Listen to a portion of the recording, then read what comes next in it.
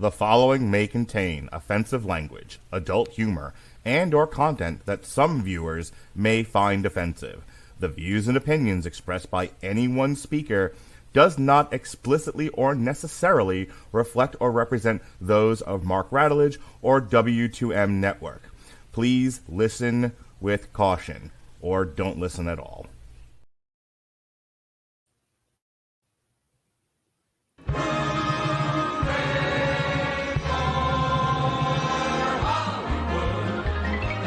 Valley, hooey, Hollywood, where any office boy or young mechanic can be a panic with just a good-looking pan.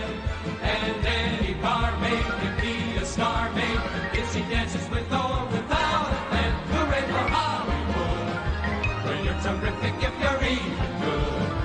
Where anyone at all from Shirley Temple to Amy Semple is equally understood. Go out and try your luck.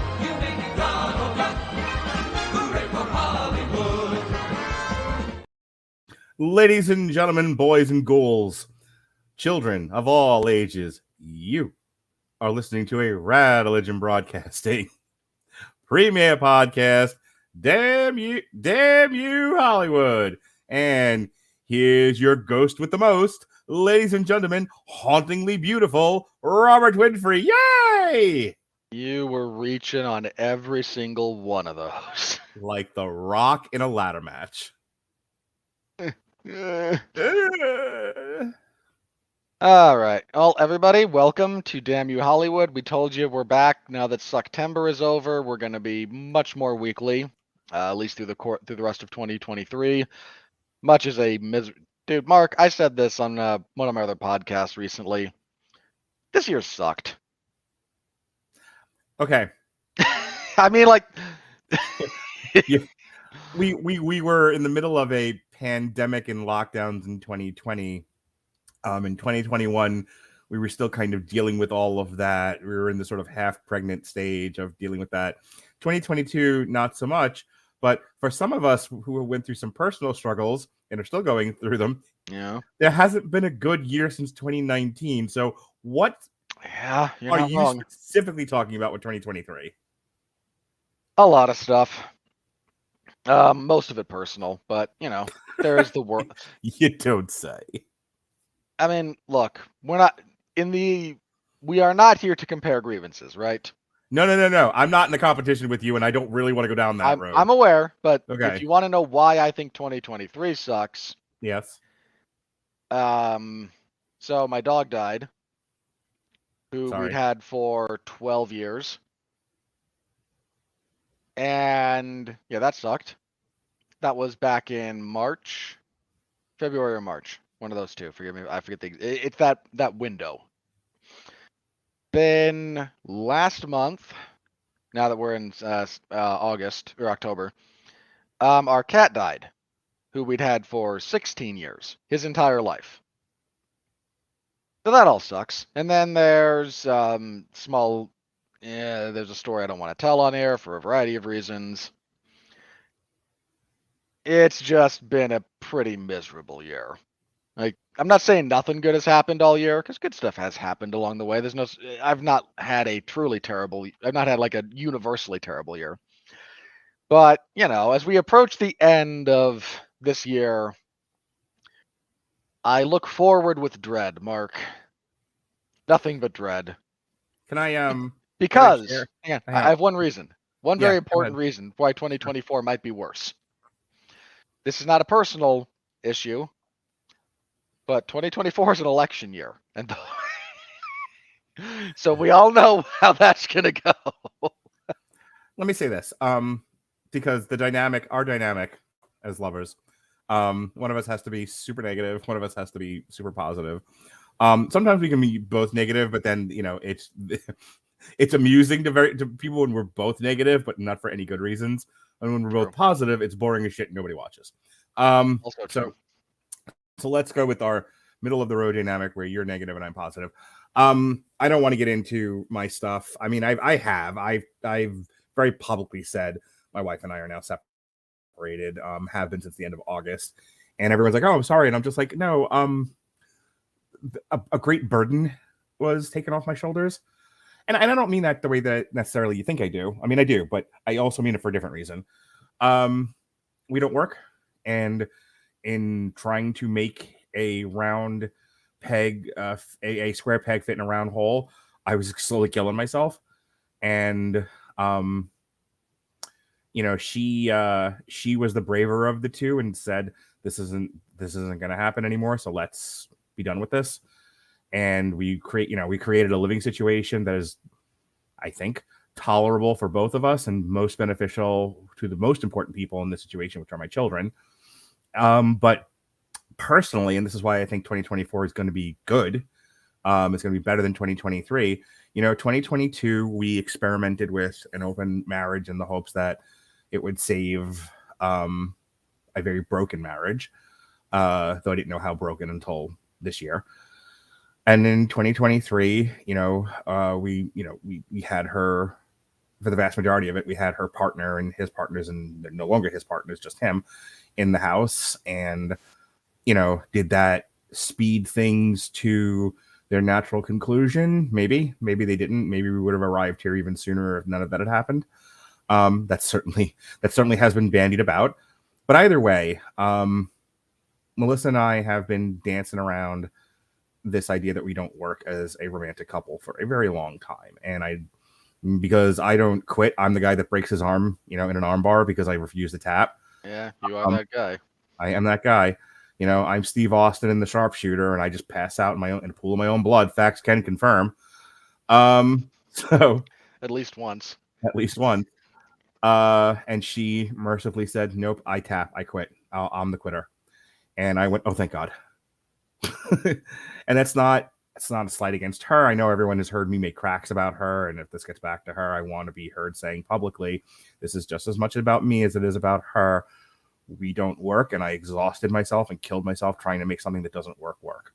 And she freed me from that burden, and I think next year, because I don't have that burden anymore, and I can start to rebuild and move forward, that it's going to be a good year. Focus more on rebuilding my finances. And, this situation that we're in, living situation that we're in now, is not meant to be forever. So I'm kind of hopeful and looking forward to the next chapter of my life. For whatever it's worth, I hope you're more right than I am. If you're more right than me, I don't know how my life could get any worse. So why'd you say it? I mean, no. I know it can. Hang on. I know it can. I just don't know what that's going to look like, and I hope not. You can't say it out loud. You're tempting the irony gods. All right. I hear what you're saying. So, yes, I hope I'm right and you're wrong, but if the last 3 years are any indication, you're going to end up being right, and I'm going to, in a year from now, be like, why didn't you stop me? Why did you let me hit a button or something? There's a maniac out there with his finger on a button. And I'm like, yeah, go ahead. And speaking of maniacs with fingers on buttons, that's Saw. True. So tonight, everybody, we're talking about Saw X. Gonna give it to you. Gonna give it to you. What? Gonna give it to you. Robert Winfree, gonna give it to you. You know gonna what? give it to you. Hang on. It was about 50-50 between that or the DX song. I wasn't sure which way you were going to go, but... You know me so well. I do. This poor franchise. Let me ask you a question, just so we can kick this off right. We are talking Saw X tonight, and Saw X is a 2023 American horror film and the 10th installment in the Saw film series, and it serves as both a direct sequel to Saw 2004 and a prequel to Saw 2 2005. It was directed by Kevin Greutert and written by Josh Stolberg and Peter Goldfinger. The film stars Tobin Bell and Shawnee Smith, reprising their roles in the previous films. In Synnøve Macody Lund, Stephen Brand, Renata Vaca, and Michael Beach. Set between the events of the first two films, John Kramer travels to Mexico like you do, in the hopes of an experimental procedure may cure him. Before long, however, the operation is proven to be a scam, leading him to kidnap those responsible and subject him to his trademark death traps. And we actually have covered a fair amount of the Saw franchise. Off and on, yeah, in various forms. I think the only movies we've reviewed on Damn You Hollywood were Jigsaw and Spiral. We did Jigsaw and Spiral, yes. Yeah. So Sean Comer and Robert did a long road to ruin on Saw in two parts. Those aired in April of 2014. And then So they were believe it or not, and they were re-aired here on the W2M network. So believe it or not, that gets us through Saw 3D, because there's a 7-year break between Saw 3D and Jigsaw. And yeah, there's a lot there to cover. What is the appeal of this franchise? Because here I'm gonna throw this out there as we're kicking off the discussion, and I want to come back to this idea of like, I don't understand. I mean, I do, but for rhetorical purposes, I don't understand the appeal of this franchise, and I say that because it's not scary, it's gross. And so if horror can be broken down into two distinct categories in very broad terms, three, you know, but scary and gross, this definitely fits into the gross category. I mean, this is a series of dismemberments set over a 90 to 2 hour period. I remember being very favorable towards Spiral in that at least it was a detective story. It was a whodunit. And I can recall, at least in the first Saw, that there was something to it in terms of there's more here than just a series of dismemberments, torture porn, if you will. But I also remember you and Sean saying that after a while, this sort of just breaks down into just that. Yeah, the point at which it devolves is a matter of some debate, and there's different entries into the franchise that you feel differently about. I mean, about the only ones that you get some kind of universal consensus on. One is great. Yeah. Which I continue to hold up the first Saw movie as one of the like gold standards of low budget effective horror movies. I think when we saw Jigsaw, that was the one you told me if you watch none of the other, it was kind of like Halloween. If you watch none of the other entries, just watch the first one, which I did because I remember it distinctly. I don't think I've watched anything besides the ones that we reviewed on Damn You Hollywood. So if we're just talking about the franchise in general, I can give you my opinions because it's been a while since I've seen some of them. First one is great. It's a really good, tense story that uses some interesting transitions. The budgetary constraints provided for some really interesting filmmaking techniques. There's a bunch of stuff in that movie that is the film shows the still images. We'll cut across different pictures that are like crime scene photos because they didn't have the budget to film out some of this stuff in its entirety in real time. So they staged it, took still photos, and then basically shot the movie with still photos. And some of those, again, that's a filmmaking technique. It's an adaptation to what they had to work with. As I recall, the first one, the traps were more directly related to the sins of the victims. Yep. As opposed to, I think, the later entries in and certainly this one we're going to talk about tonight, Saw X. Well, they were a bit more related, and they were a lot less elaborate. I mean, the basic premise we're introduced to this is there's two guys chained to walls in the bathroom that time forgot, and they're told, if you want to get out of here, here's a hacksaw. By the way, it's probably not going to get through that chain. So guess what you get to cut off? Right. I mean, that's like simplicity. That is simplicity itself. And the traps get more elaborate because more dinosaurs. Like that's kind of the story of the story of the Saw franchise is a more dinosaurs tale, basically. Is that it's sort of a chicken of the egg thing, and I think this is an interesting element of discussion, which I'm glad you're here because I can bat this around with you, and and you don't necessarily know what I'm going to throw, but you'll swing at it. I do think it's interesting that the audience for this is very much like, we want to see more elaborate, gross dismemberments. We want to see more elaborate, gross traps, and the filmmakers are happy to oblige. Nobody is going to these things for the story. Nobody is going to these things for the drama. No one is going to these things for the performances. They are. Well, this gets into my craft of this movie a little bit, but let me before we move into that, let me tell you what I think a Saw movie lives and dies on basically two and a half premises, pillars of the movies.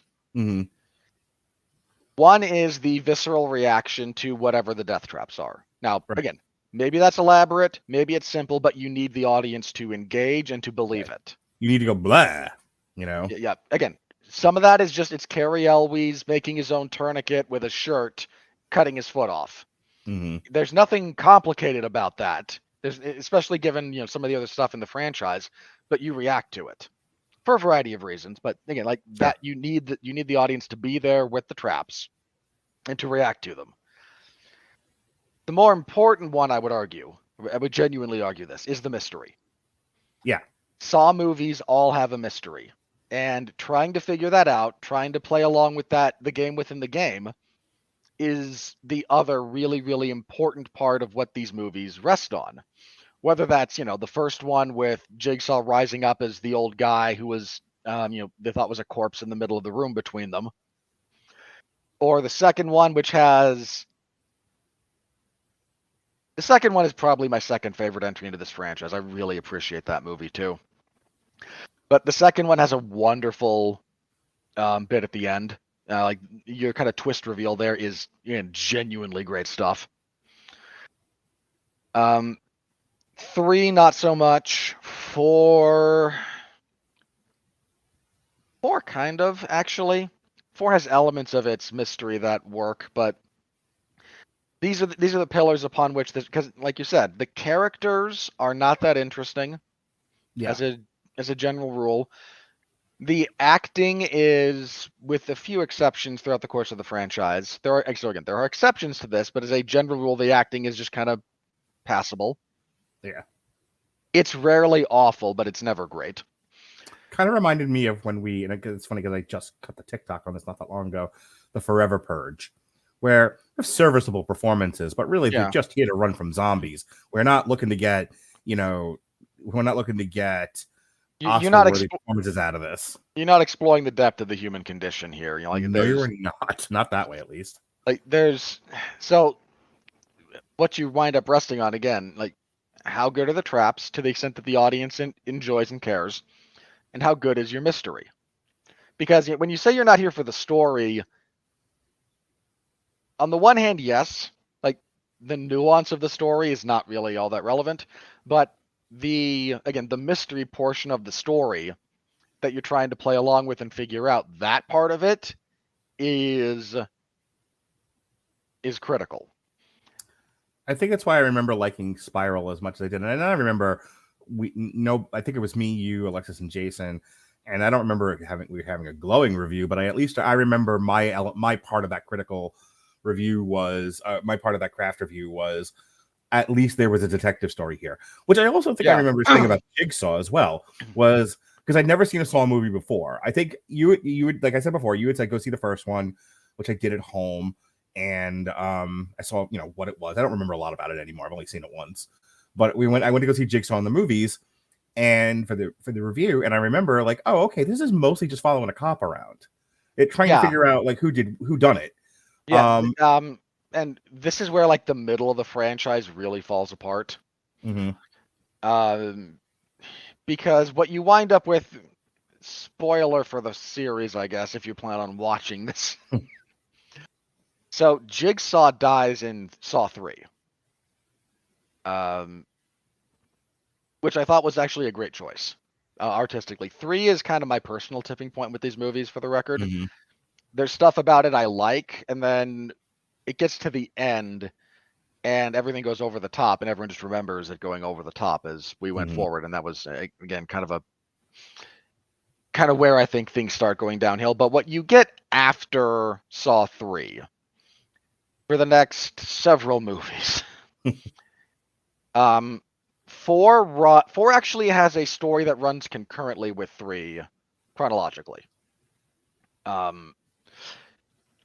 Which was, again, it's kind of the reason that I think 4 can work. If you stick up for 4, I don't necessarily disagree with you. Mm-hmm. And you get to watch Donnie Wahlberg's head explode, so that's nice. Oh, that's a treat. I think it is. I wasn't being sarcastic. Then we get to 5, 6, and then I think 3D. It would be how I could look it up, but I don't care enough to do so. What we get throughout this series is that part of the franchise is you have 2 competing narratives. you have your victims who are getting their pseudo-morality play, and we always have to try and bring back Tobin Bell to be the one who set it up years ago, because he's what people actually care about in this franchise. And they started realizing that very quickly. Saw without Jigsaw is a struggle, believe it or not. Yeah, I remember you guys saying like there's like an Amanda trilogy. Yeah, the first three. The first three are what you would consider the Amanda trilogy. Okay. For a number of reasons. And then after that, again, 4 is kind of this bridge piece between the Amanda trilogy and essentially 2 different characters battling to be the next Jigsaw.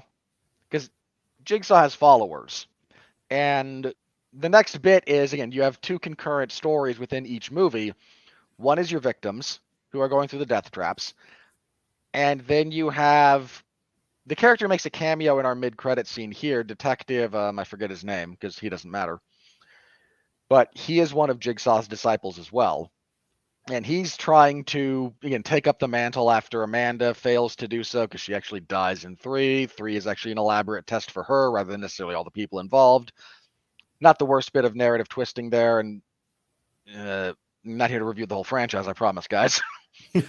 But this is where it loses its way because we start dealing with him and then Jigsaw's wife, and then there's a couple of other, like, it just goes off. Part of it goes way too deep into trying bad social commentary.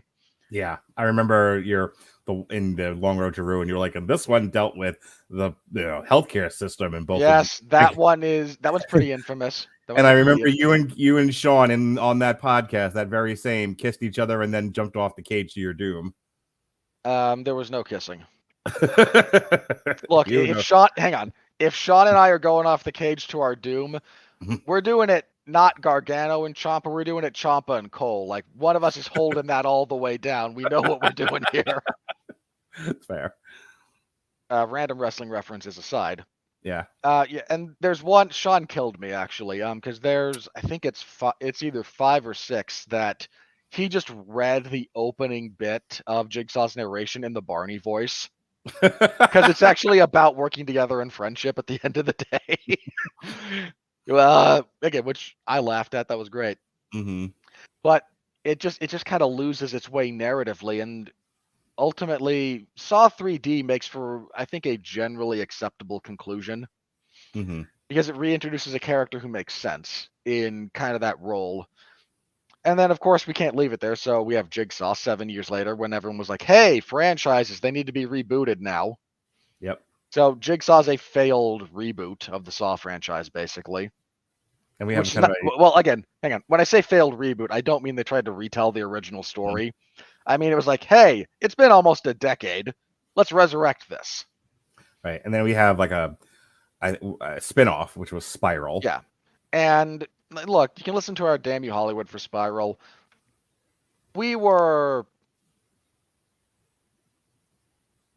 It's an iffy movie, but we were fair. We weren't particularly. We didn't hate it. You guys didn't love it. I was more favorable on it than you were, but then I was looking. I'm not a huge fan of the franchise like you guys were, so it's one of those where it didn't quite live up to your Jason and Alexis's expectation, and I don't want to be grossed out, and I wasn't. There was something for me to really dig into with this. So yeah, well, to that point, like again, and this goes into what we have here for the record. What made Spiral work was actually the stuff that didn't really relate to it was everything in between. Yeah, I remember saying this feels like a movie, not a Saw movie.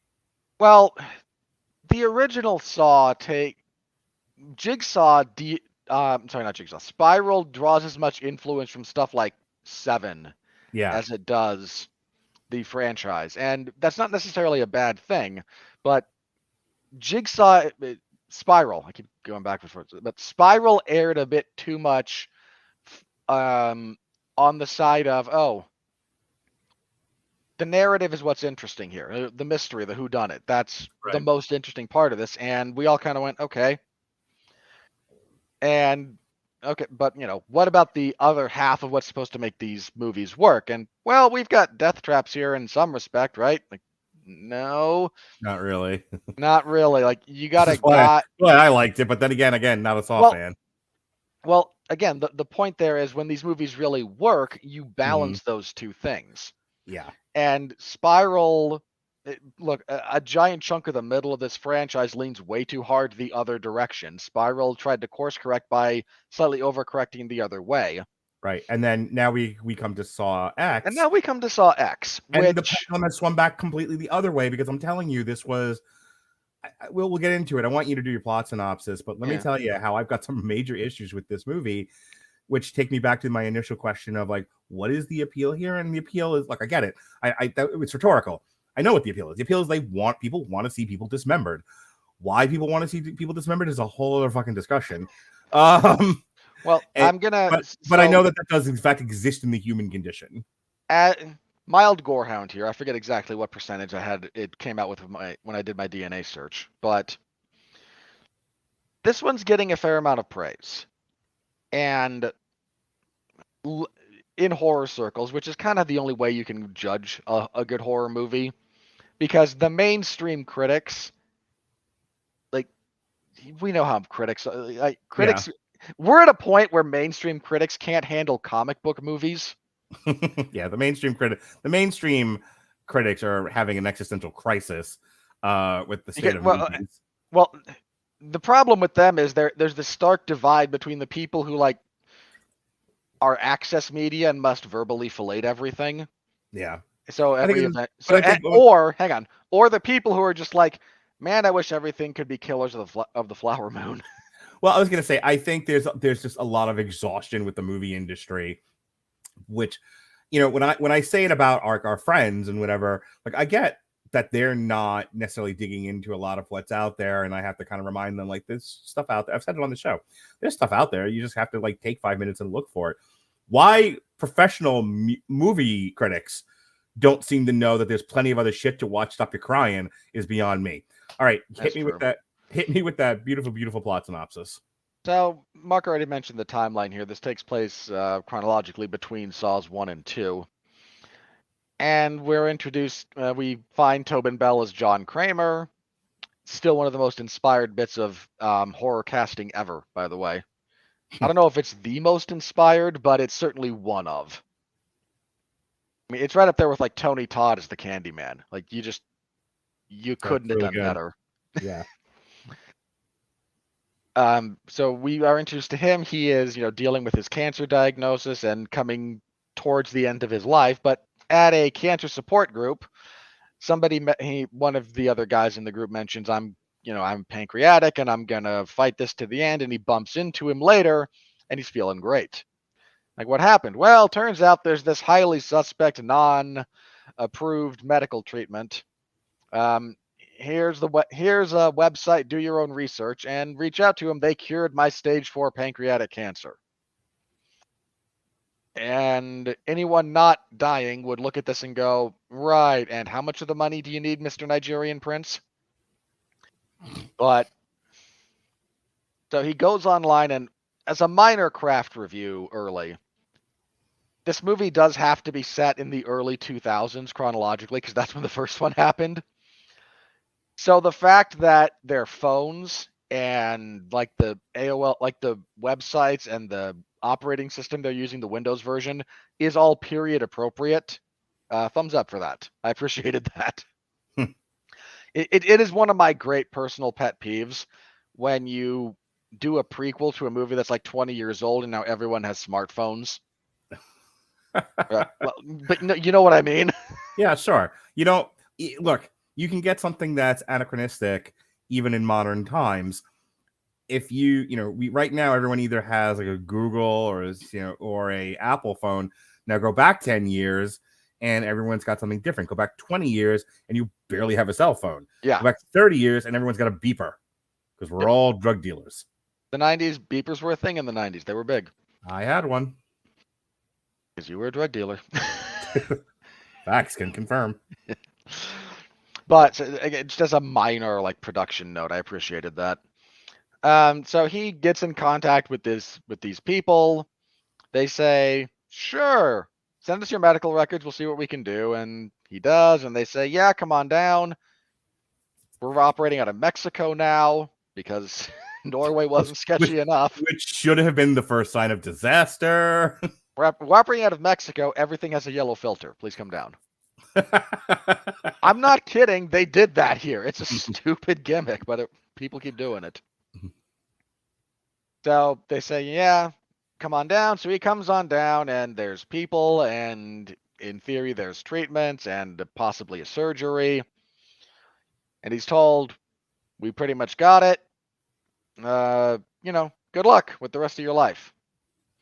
And he feels pretty good. So he is, going through his recovery. He is able to triangulate the location of that facility that he was at because it had to be off the grid. He figures it out. He goes there and discovers it was all a scam. There was no operation. Nothing's happened to you. And Jigsaw, being Jigsaw, decides, you know what? Okay. Now I'm pissed. I was looking for my next project anyway. You guys just really made that an easy choice. Sure. So he calls up his detective friend and says, hey, find these people. And he finds most of them. And he calls up Amanda and says, hey, I'm a decrepit old man with, cancer. I need muscle. Hey, Amanda, we're getting the band back together. Well, she hasn't actually separated, but she shows up and he collects all the people who were involved and he puts them in the same room together and he goes, okay, here's how this is going to go. First up, you need to put bone marrow into this thing. It'll close the circuit. It will stop your head from being chopped off. And she freaks out and goes, no, I can't do it. And then no, you're going to do this. You're going to die. So she cuts her leg off. She starts the process, but she didn't do it fast enough. And she gets decapitated and is left a mannequin on the ground. Yep. With rigor mortis that sets in way too fast because all you have is a mannequin. Yeah, instant rigor mortis. That was my only big gripe with that. There's a scene later where somebody grabs the body and moves it. And it does not move like a body. It moves like a mannequin. Yeah, it looks like fucking Kim Cattrall. Not wrong. And Amanda, meanwhile, is like, hey, one of these poor victims you have here is a drug addict just like I was, and can't we show some mercy? He's like, do you not know how this works? Are you new? And she goes, yeah, I figured I'd try. So then the next guy is up, and so there's one where he straps bombs to a guy's arm and makes him cut them off, and actually the guy does. So we have one survivor. That's earlier in the movie. Then our next one is somebody who's like, hey, cut out a giant chunk of your brain and then dissolve it in this thing, and that will make the additional matter from your brain being dissolved in this water will actually make it conductive enough to complete the circuit that will open the key. That'll open this key, and you can undo that, and you can get out of the death trap. And so he tries that. He fails. Again, takes too long. If that timer had been set for 5 minutes instead of 3, he'd have been fine, minus whatever brain matter he removed. Yeah, the moral of this story is when Jigsaw has you in a death trap, waste no time screaming and crying about it. Not wrong. And then get to work. Then he dies. Then we get our drug dealer, Gabriella, and she is hoisted up into the air and blasted with radiation. And she cripples one of her legs and then cripples her hand to get out of the thing, and she survives. And Jigsaw's like, okay, get her to the hospital. She can live. But during the course of this, another person has showed up who was, in theory, one of the other patients when Jigsaw was there, who shows up and is like, they screwed me out of my money. I'm going to shoot someone in the face and get my money back and leave. And he's like, stick around. This might go differently. And right around then, he comes out and he's got a gun. And he's like, okay, no, I was actually in on this the whole time. And the hot blonde Norwegian and I are an item. And and evil doctor kills poor Gabriella by breaking her neck. And Jigsaw's all unhappy about this. Like, you're breaking the rules, man. You don't break the rules. And then there's a kid that gets involved. So they wind up strapping Kramer and a small child into a teeter-totter that waterboards you with blood. And in theory, the game I couldn't tell that was oil or blood. It's blood. Okay. I mean, It's oil because you don't do that with blood. Blood's too valuable a commodity, but it's blood. It's fine. It honestly looked like motor oil. Yeah, not the world's best on-camera blood, but it's supposed to be blood. And the theory of the game is you get on the teeter-totter, and if you pull, if you fight over a lever, because if it whatever direction it's pointing, that person gets tipped up, and if you're up here, you're not dying, and if you're down here, you're getting a lot of the blood, and you can't breathe, and it's a whole thing. So in theory, you fight over this, and our two scumbags go back to try and get their money and to make their escape, and this is when it was all a trap. We knew who he was the whole time, and they try to pull down the bag of money, but it's not a bag of money.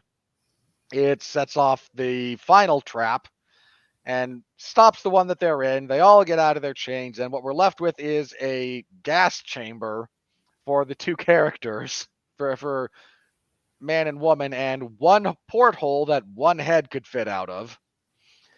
And only one of you gets to survive, so they fight over that. The girl stabs the guy. She winds up surviving, and I can't help but feel like this is sequel bait. Kramer gives this young Mexican boy the vast amount of money that was stolen. And he and Amanda and the child walk off into the Mexican sunrise. And our mid-credit scene is them catching the original guy who was fishing for people, and whatever game he gets stuck in leads us into the final credits. And okay, Mark. Sir. Again, this movie is getting, again, some generally positive reviews from the horror community. Sure. I understand why. Let me start this with I understand why. Okay. If you've waded through as much crap as this franchise has thrown at us, believe me when I tell you this. This is not the worst entry into this franchise. I'm going to go ahead. Take that for whatever it's worth. This is not the worst. I'm going to give my craft review, and then if you want to pepper in, yes, but that's fine. Because I understand that this is one of those role reversal things where this is really not my thing. This is more your thing, and it's usually the other way around. These are mostly my things, and you're just like, why am I here? This is Marcus Jigsaw, and I am in the damn you Hollywood death trap, having made to watch. The gun is just off camera over there.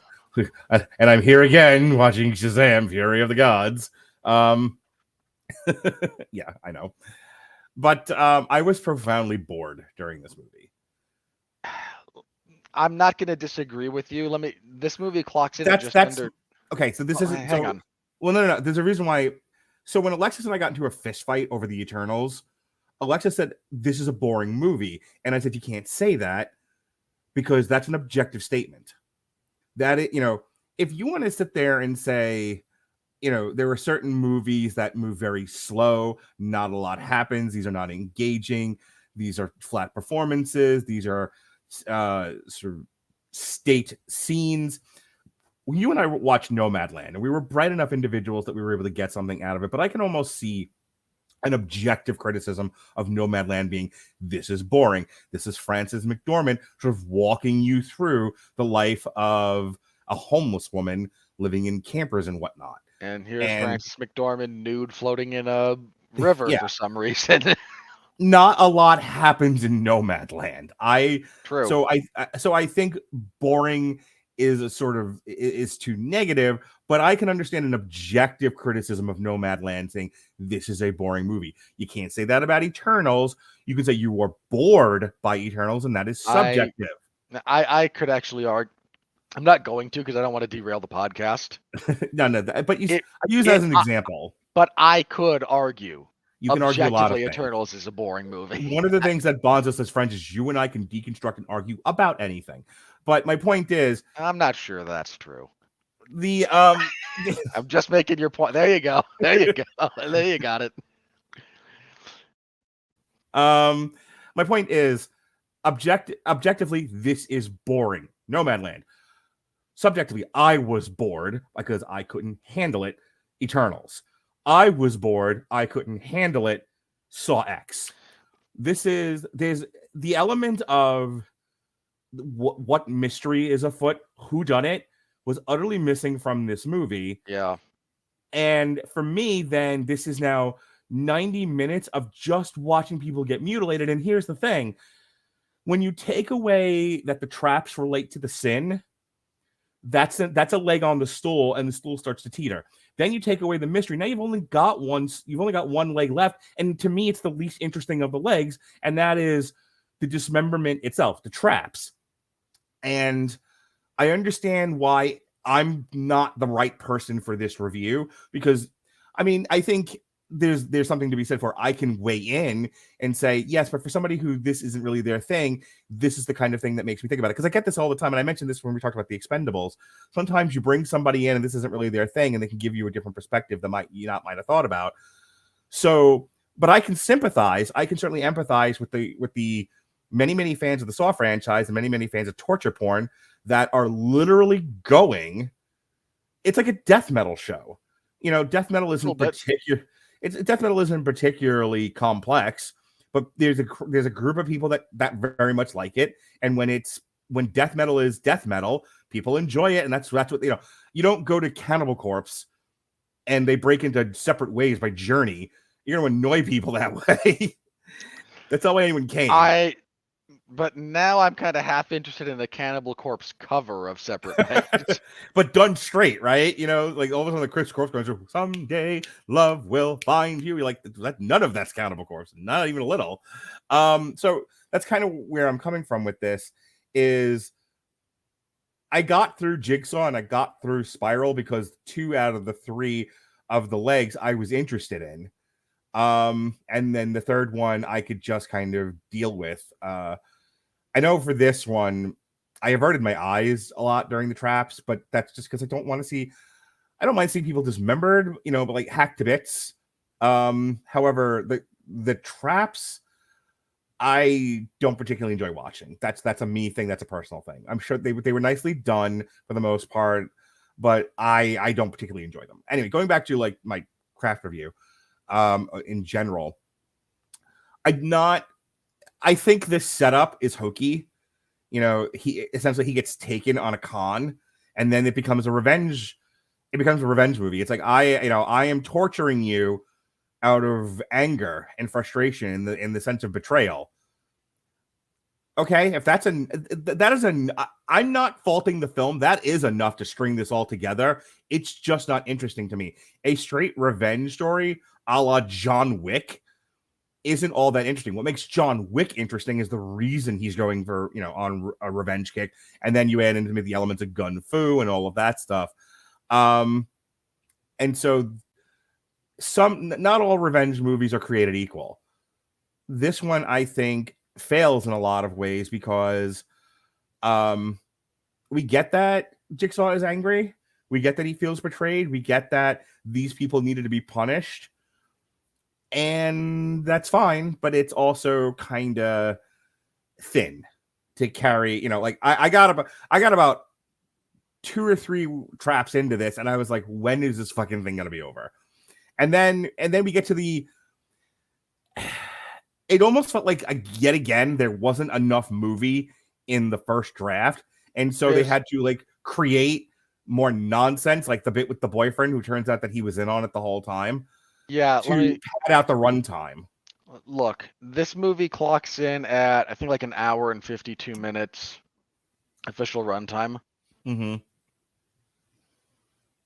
There's not enough for that. This is I'll tell you what my biggest criticism. You could cut 20 minutes out of this. Like you could rework it and cut this down and have a better 90-minute movie. The conceit of the movie is that you are led to believe that the blonde didn't rip him off, and then oh no, she did, and knowingly so and gleefully so. But the movie wants you to think that's the mystery. The movie wants you to think, did Tobin get this wrong? Did Jigsaw get this wrong, or did he get it right? And she's acting and doing things in a way that makes her seem like she is she's an innocent victim in all of this, and that he's got this wrong and he's going down a gilded path. And then as it turns out, he's not. He has her dead to rights. And it's just like, oh, you got me. Now I'm going to act evil. Like, this is not good writing. No. I think this almost would have worked better had she given up the ghost immediately. Like, you're right. I did try to rip you off. I'm a con artist. Blah blah yakety schmackety. And the whole time she's just fucking with him. It would have been more entertaining than what they gave us. Because again, she's like trying to like help them get out of the traps and everything, and then when it comes time to get her and the boyfriend together, that's when she turns into evil McBad guy.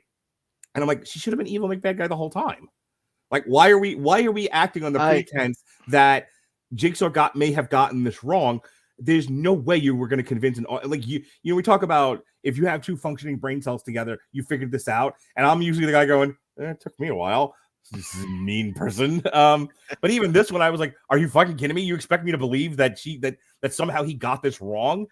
No, that is rock stupid. Yeah.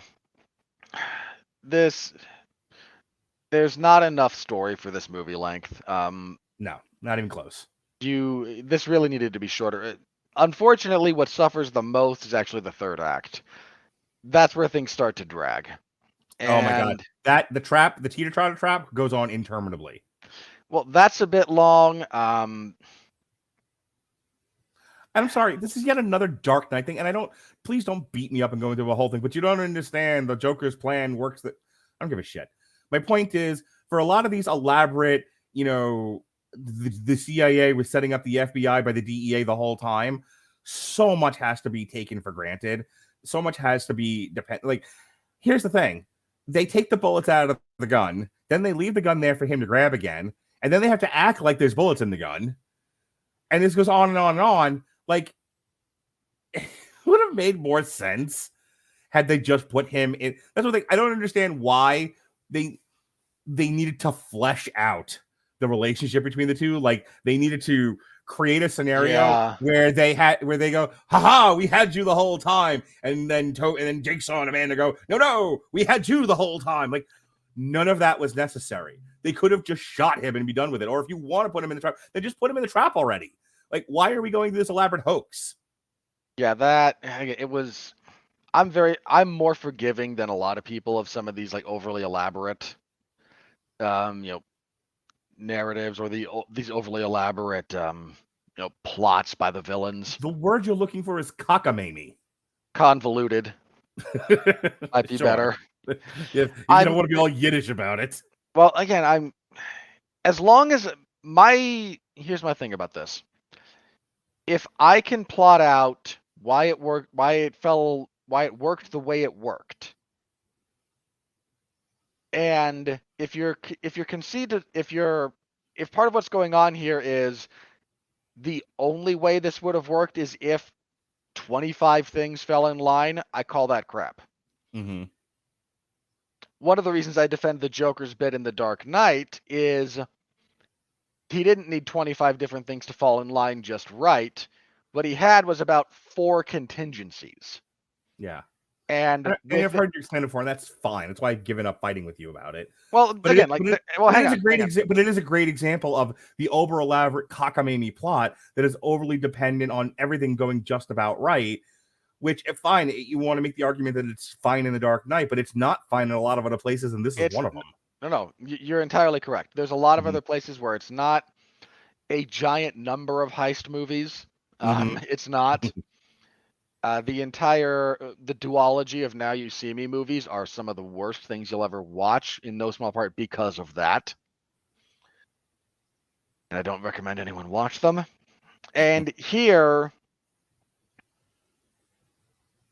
there's a degree to which I was with the plan. The early bit about, okay, we need to get this last guy because we don't know how else to find him, and letting her make that call, I'm okay with that. Like, that as the method of attracting the last necessary victim. Okay, I'm down. That's cool. That's that's actually even relatively easy to see coming if you know how to read these kinds of movies. And so that I was okay with, but I'm with you. The way they handled the rest of it, like, what are we doing? Yeah. There's 18 different ways this could have gone horribly, horribly wrong. and you don't have a trump card. What if they just shot him? Like, Well, I mean, granted, the bullets were out of the gun, but still. yeah, the bullets don't work. So using the gun as a weapon in that capacity, not really a thing. But what if they just stab you? Like you're a Right. frail old man and a recovering drug addict girl, and What if last the kid night is, hang on, what if the kid is Stunad and doesn't understand the pulling system?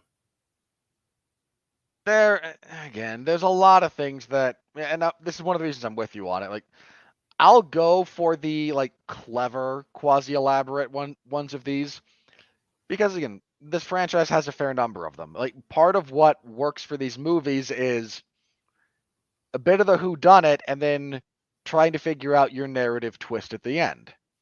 Because the first three all have that Right. to varying degrees of success, usually pretty high. And then unfortunately, it starts falling apart because you get a little bit of the Shyamalan syndrome where I must twist.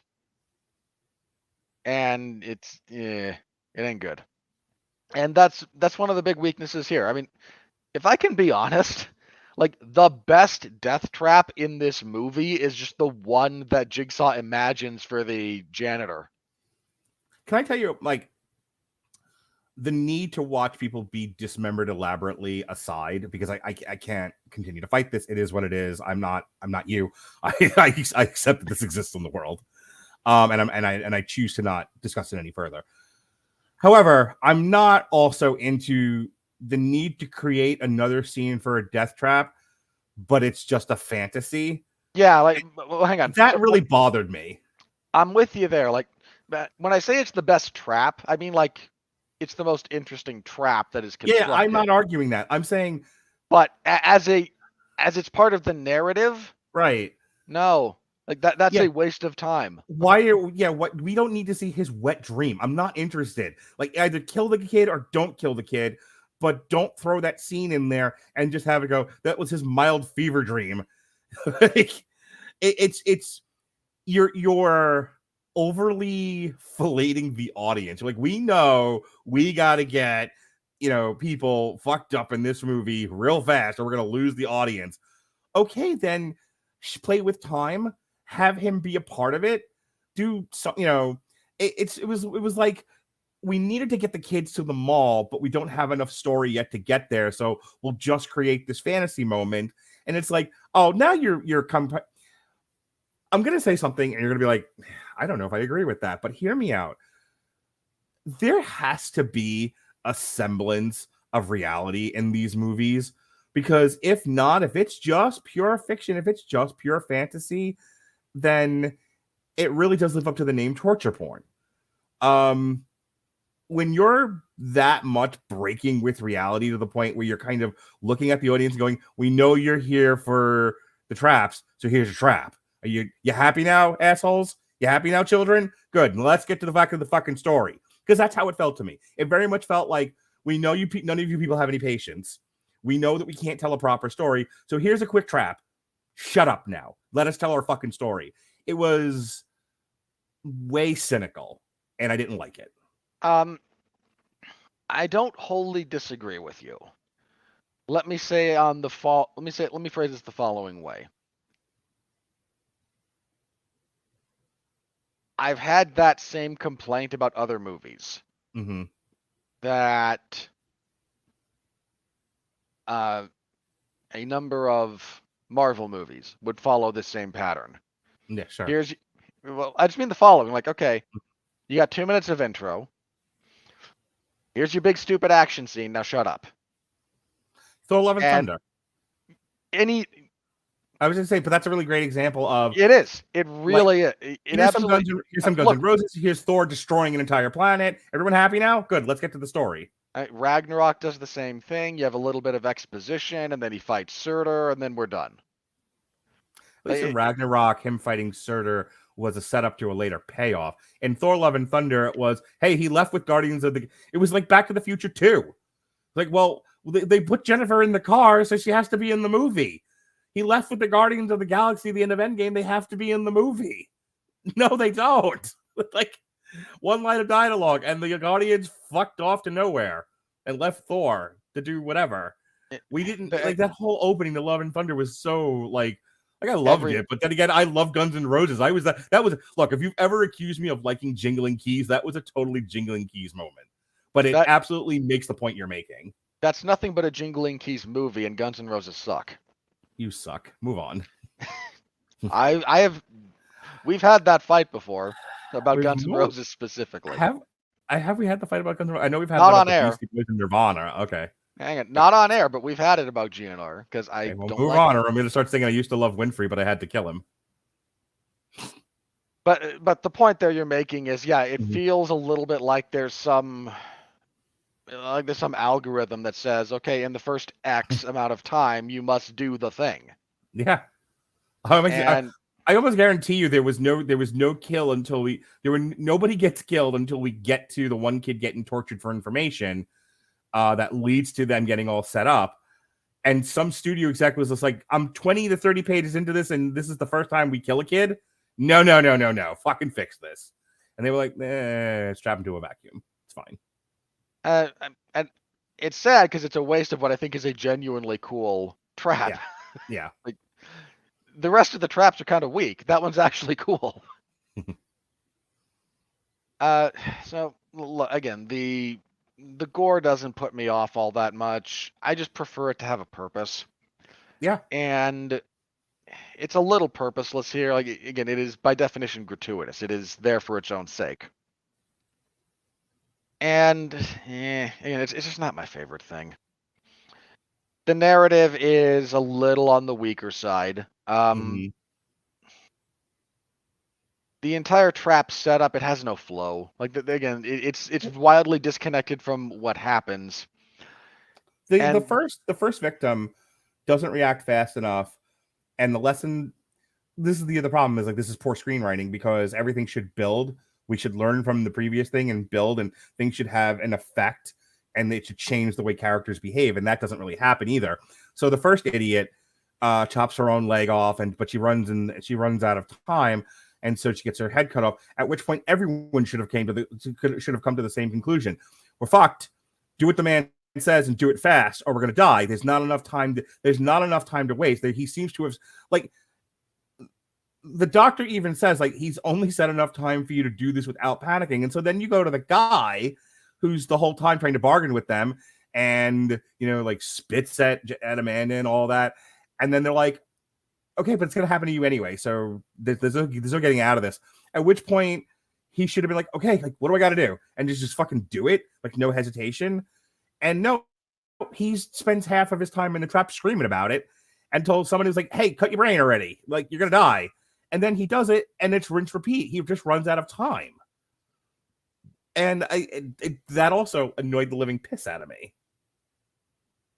Yeah, it's unfortunate because it's dully repetitive, and yeah, it's narratively repetitive, and you don't want that. Like, you're right, you need to build, you need to progress. If two characters separated by 10-15 minutes of screen time do functionally the same thing to the same outcome, you've wasted time.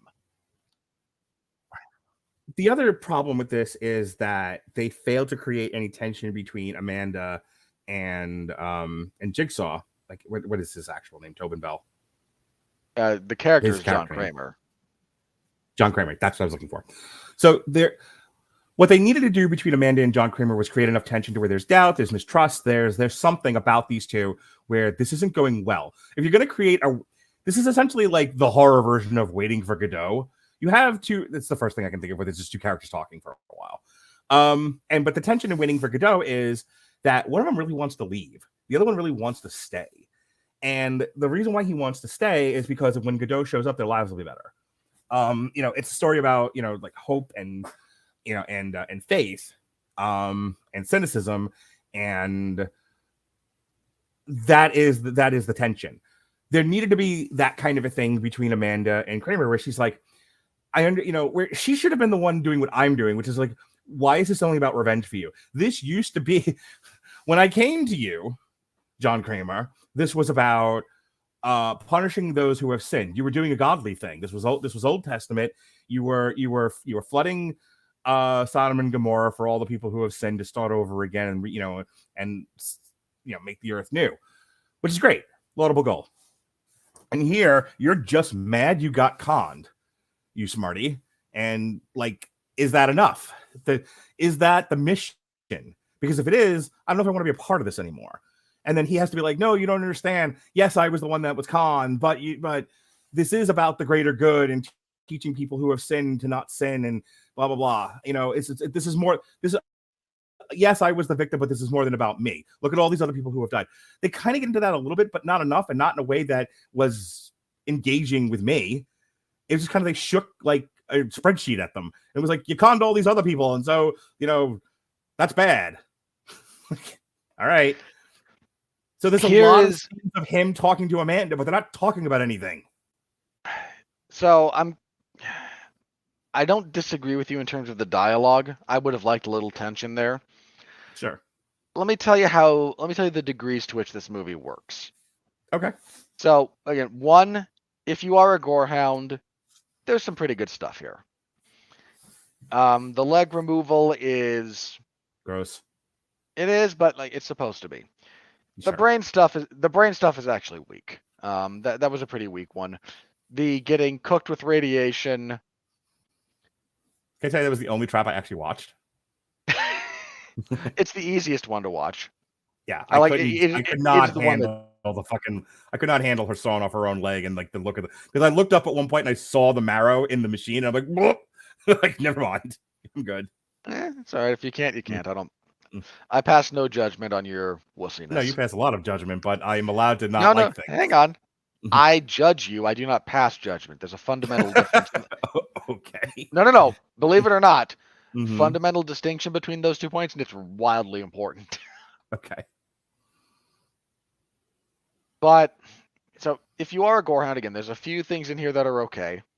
Again, leg removal is pretty fine. The brain stuff's a little weak. Cooking someone with radiation, apart from the dumbass decision to do your leg first. I'm with you in the sense that I almost would have preferred. Here's what we needed. Here's how to make this better. By the way, we're the only podcast in the history of podcasts that compared Saw to Waiting for Godot. I just want you to know that. We might be. But I'll take it. We are definitely.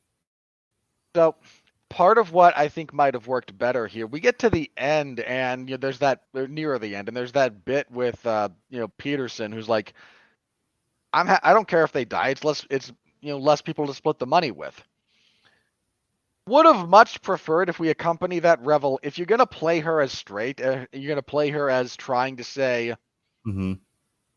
No, you made a mistake. All of her and then throw that line in. What you need to do is then like a mild flashback where all of her advice to try and get the other people through their traps is bad. Like there's something wrong with it. And so she's actually been killing them off the whole time instead of trying to help. Because that's the only reason when being bombarded by something from the front. Her line is, okay, do your foot first. You'll swing out of the way and and then they move it over and it keeps hitting her. But if you break your arm first, you just fall to the ground. Right. Like you can then move around free. You're still chained, but by the leg. But like getting out of that is easier than. So it's objectively bad advice. That should only work in the context of I'm actually trying to get you killed. Yeah. And this movie's not that smart. And I'm okay with that if that's what we're doing. But her advice to everyone else is actually pretty solid. Right. Like, no, put the tourniquet on, which is actually putting on a tourniquet is one of the most painful things you can do to yourself. They're like, no, put that on now, start sawing, and like, no, go fat, you're running out. Like, she's actually encouraging them in ways that are useful until we get to the last one, at which point it's the least helpful advice possible. And I'd almost rather we reverse that to where she is like giving them advice that they're taking because they don't know what they're doing, but it's actually a little wrong. Can we also talk about the whole like fake surgery scene was done for the purposes of movie making, and it didn't need to be like, there was no reason to keep him awake, but we needed him to be awake so that he could piece together that he'd been had by looking at the video footage. that's only partially true. Well, look, I'm sure there's a medical reason for it.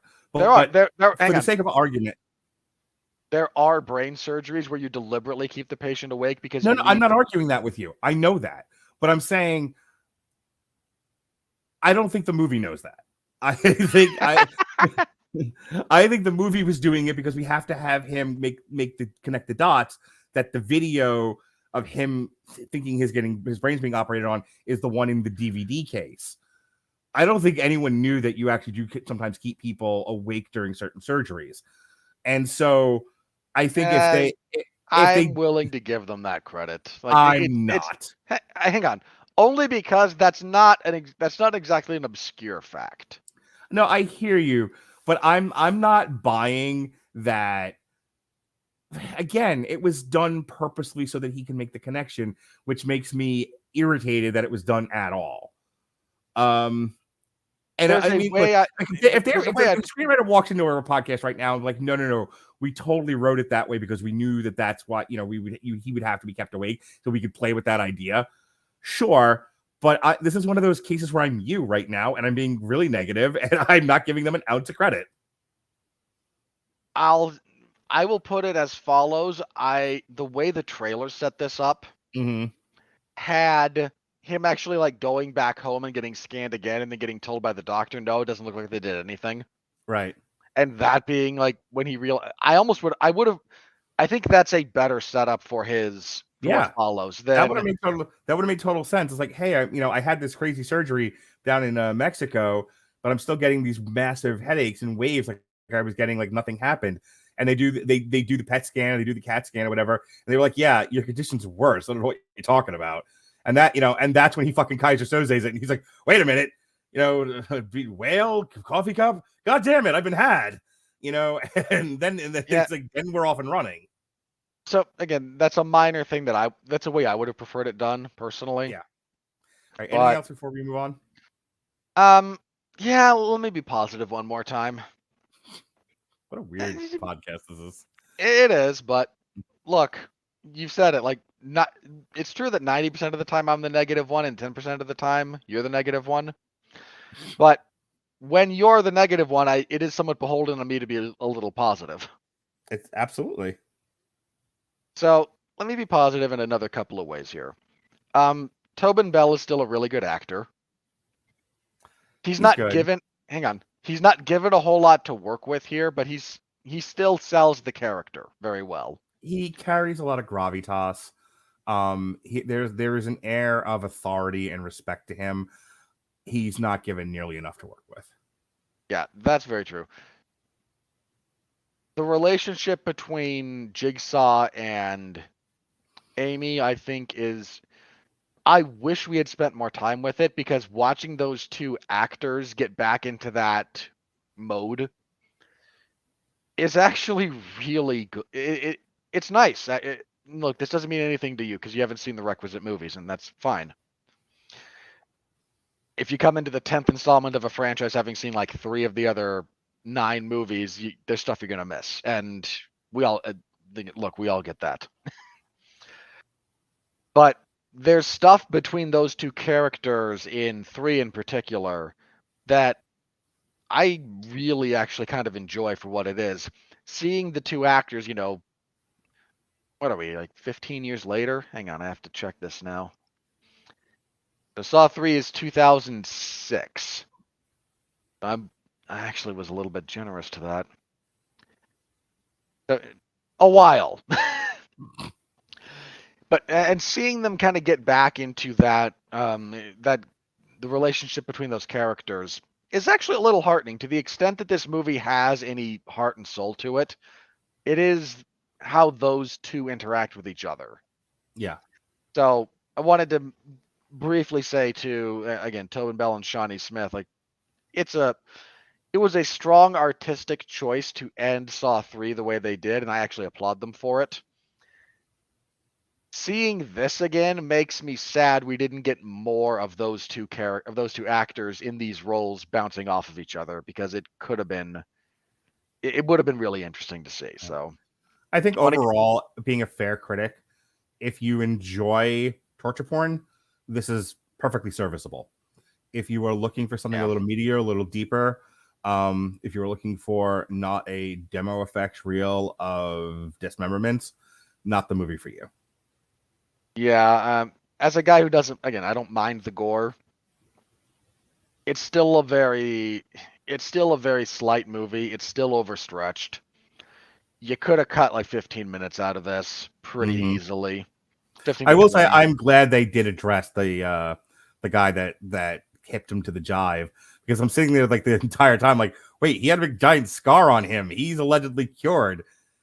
The fact that this was a hoax going all the way back to him infiltrating support groups. It's I don't know if macabre is the right word that I'm looking for. It just Not that's a fine enough word. I not to get too personal, and I don't want to go on a tangent because I'm really going to just say this and I'm going to use as few words as possible. I'm a 2-time cancer survivor. You can play around with the groups. Certainly Renfield does that sort of thing. With support groups and all of that. And I'm not saying that these are sacred cows that nobody should ever touch. I mean, well, just as a brief thing, like the entire first half of Fight Club is. Yeah.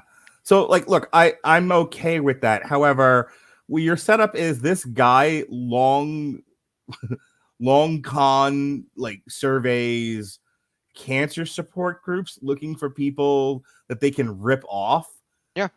It's a little on the grotesque side. Well, hang on. I'm in defense of that point. Your reaction is the reaction you're supposed to have. Like that is deliberately invoking that. But that's why I'm not like hard fighting you about it, because if you're supposed to give me the ick, you succeeded, and maybe it's a little too personal for me because I did beat cancer, which is twice. Also fair. So it's like, it's kind of like when people make jokes about like child molestation, and stuff like that, where you're just like, yeah, that really bothers me personally. I don't like that sort of thing. Okay, but if it didn't bother you personally, it's still funny to like 20 other people, who aren't sensitive to that sort of thing. Oh, but they might be sensitive to something else. Like maybe you're sensitive to racial humor. Maybe you're sensitive to fat jokes. Who knows? Humor. Now that we've ticked off all the things that we know you're sensitive about. I'm not sensitive about fat jokes. Mark Radulich, noted objector of racial jokes. Yeah, that's me, all right. All right. With that said, mostly that he can't say them. You know me too well. So again, Father, that's a racism. Go ahead. So just in closing, you're right. Like if you're a fan of, let me say this: if you're a fan of this franchise, again, this is not the worst entry into it. Yeah, it's probably the best entry this franchise has seen in quite some time. Fair. Which is more about how bad some of these things got. Something else recently where like this is the best it's been in a while, but that's because it was the drizzling shits there for a bit. That's become a bit of a recurring sentiment for us through the last like 18 months on a bunch of movies. Like, man, the DC, the DCEU fandom has really suffered. Yeah, the Blue Beetle's not the worst thing in the world. Right. It's not the Flash. Oh boy. And speaking of which, here comes the money. We're in the money. We're in the money.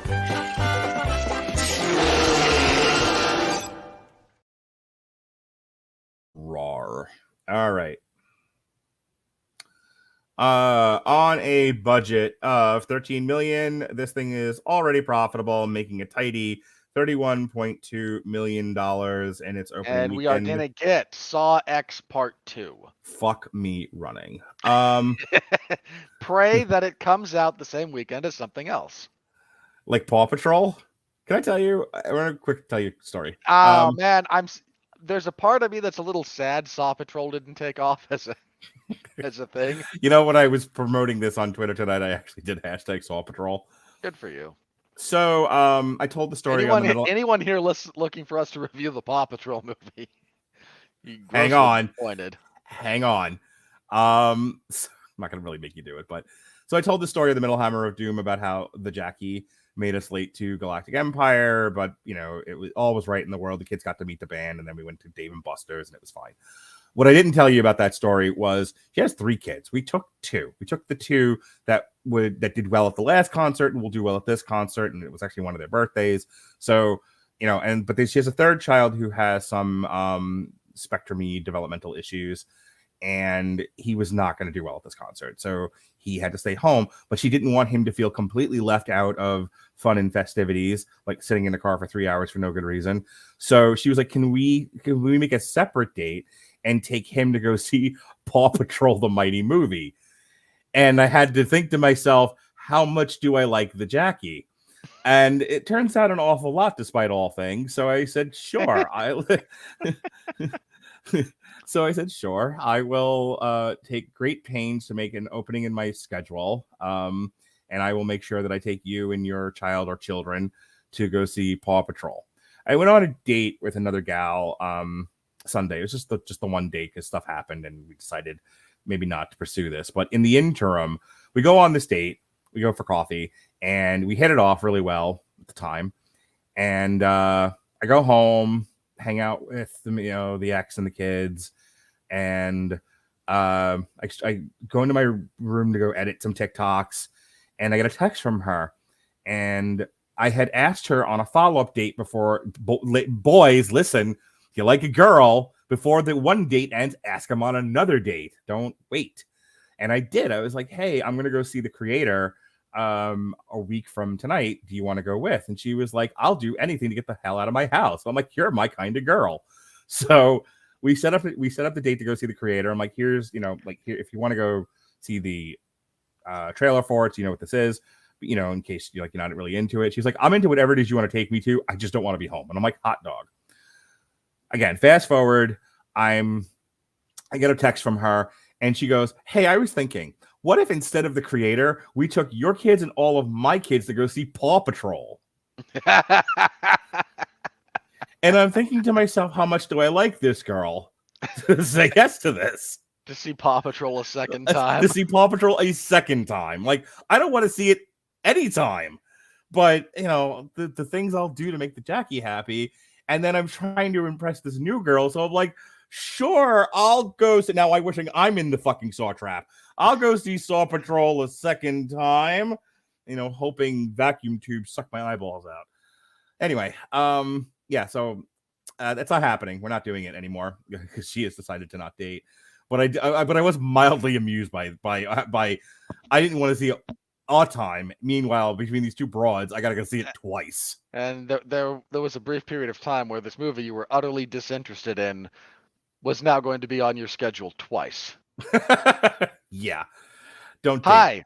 Welcome to my life. Don't date anyone. It sucks. Anyway. I've got to put forth a good faith effort at some point. Speaking of good faith efforts, as of October 4th, 2023, Saw X has grossed $19.9 million in the US and Canada and $11.3 million in the other territories for a worldwide total of $31.2. In the US and Canada, Saw X was released alongside The Creator, Cut Creator, Got to Beat with Your Hands, Paw Patrol, the Mighty movie, and the wide expansion of Dumb Money, which I talked about last week. It was projected to gross 15 to 18 million from over 3,000 theaters in its opening weekend. It made 8 million on its first day, including 2 million from Thursday night previews. It went on to debut 18.3 million, finishing second behind every mother's favorite movie this year, Paw Patrol, the Mighty movie. We'll talk about that in a second. Look, it's everyone's favorite movie until, what do you think? How long before Bluey, the movie? That's the countdown. Yeah, I almost dropped an M-bomb just now because you made the black come out of me. Yo, if one more fucking girl, you know what the worst thing about polyamory is? The amount of women telling me about Bluey I've had to deal with. Are you sure that's the worst thing? Not that. Yes, actually, I'm committed to this. Religiously committed to this idea. Okay, I appreciate that you're committed to that idea, but we both know you're only digging in on principle at this point. Stubbornly. I'm not saying talking about Bluey is fun. I'm really not. But I'm not kidding you. How many fucking women in the past year or two have told me who have sung from the dirtiest, grittiest, fucking awfulest of potheads to people who are not quite so near to well, have tried to extol the virtues of Bluey to me. I have watched more Bluey this past year than any other kids cartoon show in my fucking life. To the point where including the 18 years of which you were a child. That would be correct. And let me tell you, there's a girl. I adore this girl. We're just friends. We refer to each other as each other's wingmen. But this girl actually pitched me on doing a TV party for Bluey. And let me tell you how, like, I'm sitting there to myself, how much do I like this girl? Like, Not enough to watch that much Bluey. I was like, I was really contemplating a cowardly lioning out her fucking window, and she's on the ground floor. I don't stop Easy making me call do there. this.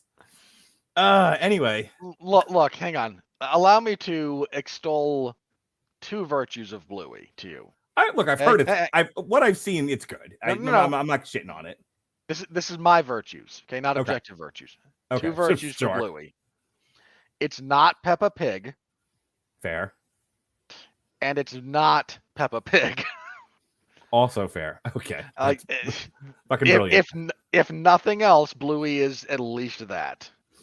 All right, so the number one movie of the weekend of our Lord, September 29th through October 1st, is Paw Patrol, the mighty movie, coming in at grossing $22 million for the weekend. Saw came in at number 2. The Creator, number 3. The Nun fell from 1 to 4 and is already going PVOD. That didn't take long at all. Well, that tracks. The Blind debuted at number 5. Haunting in Venice, 3 to 6. Dumb Money went up 8 to 7 because it opened in a bunch more theaters. Yeah. The Equalizer, which kicked off September, 3. Equalizer 3. 3 fell from 4 to 8. Expendables, oi, hang on, that deserves this.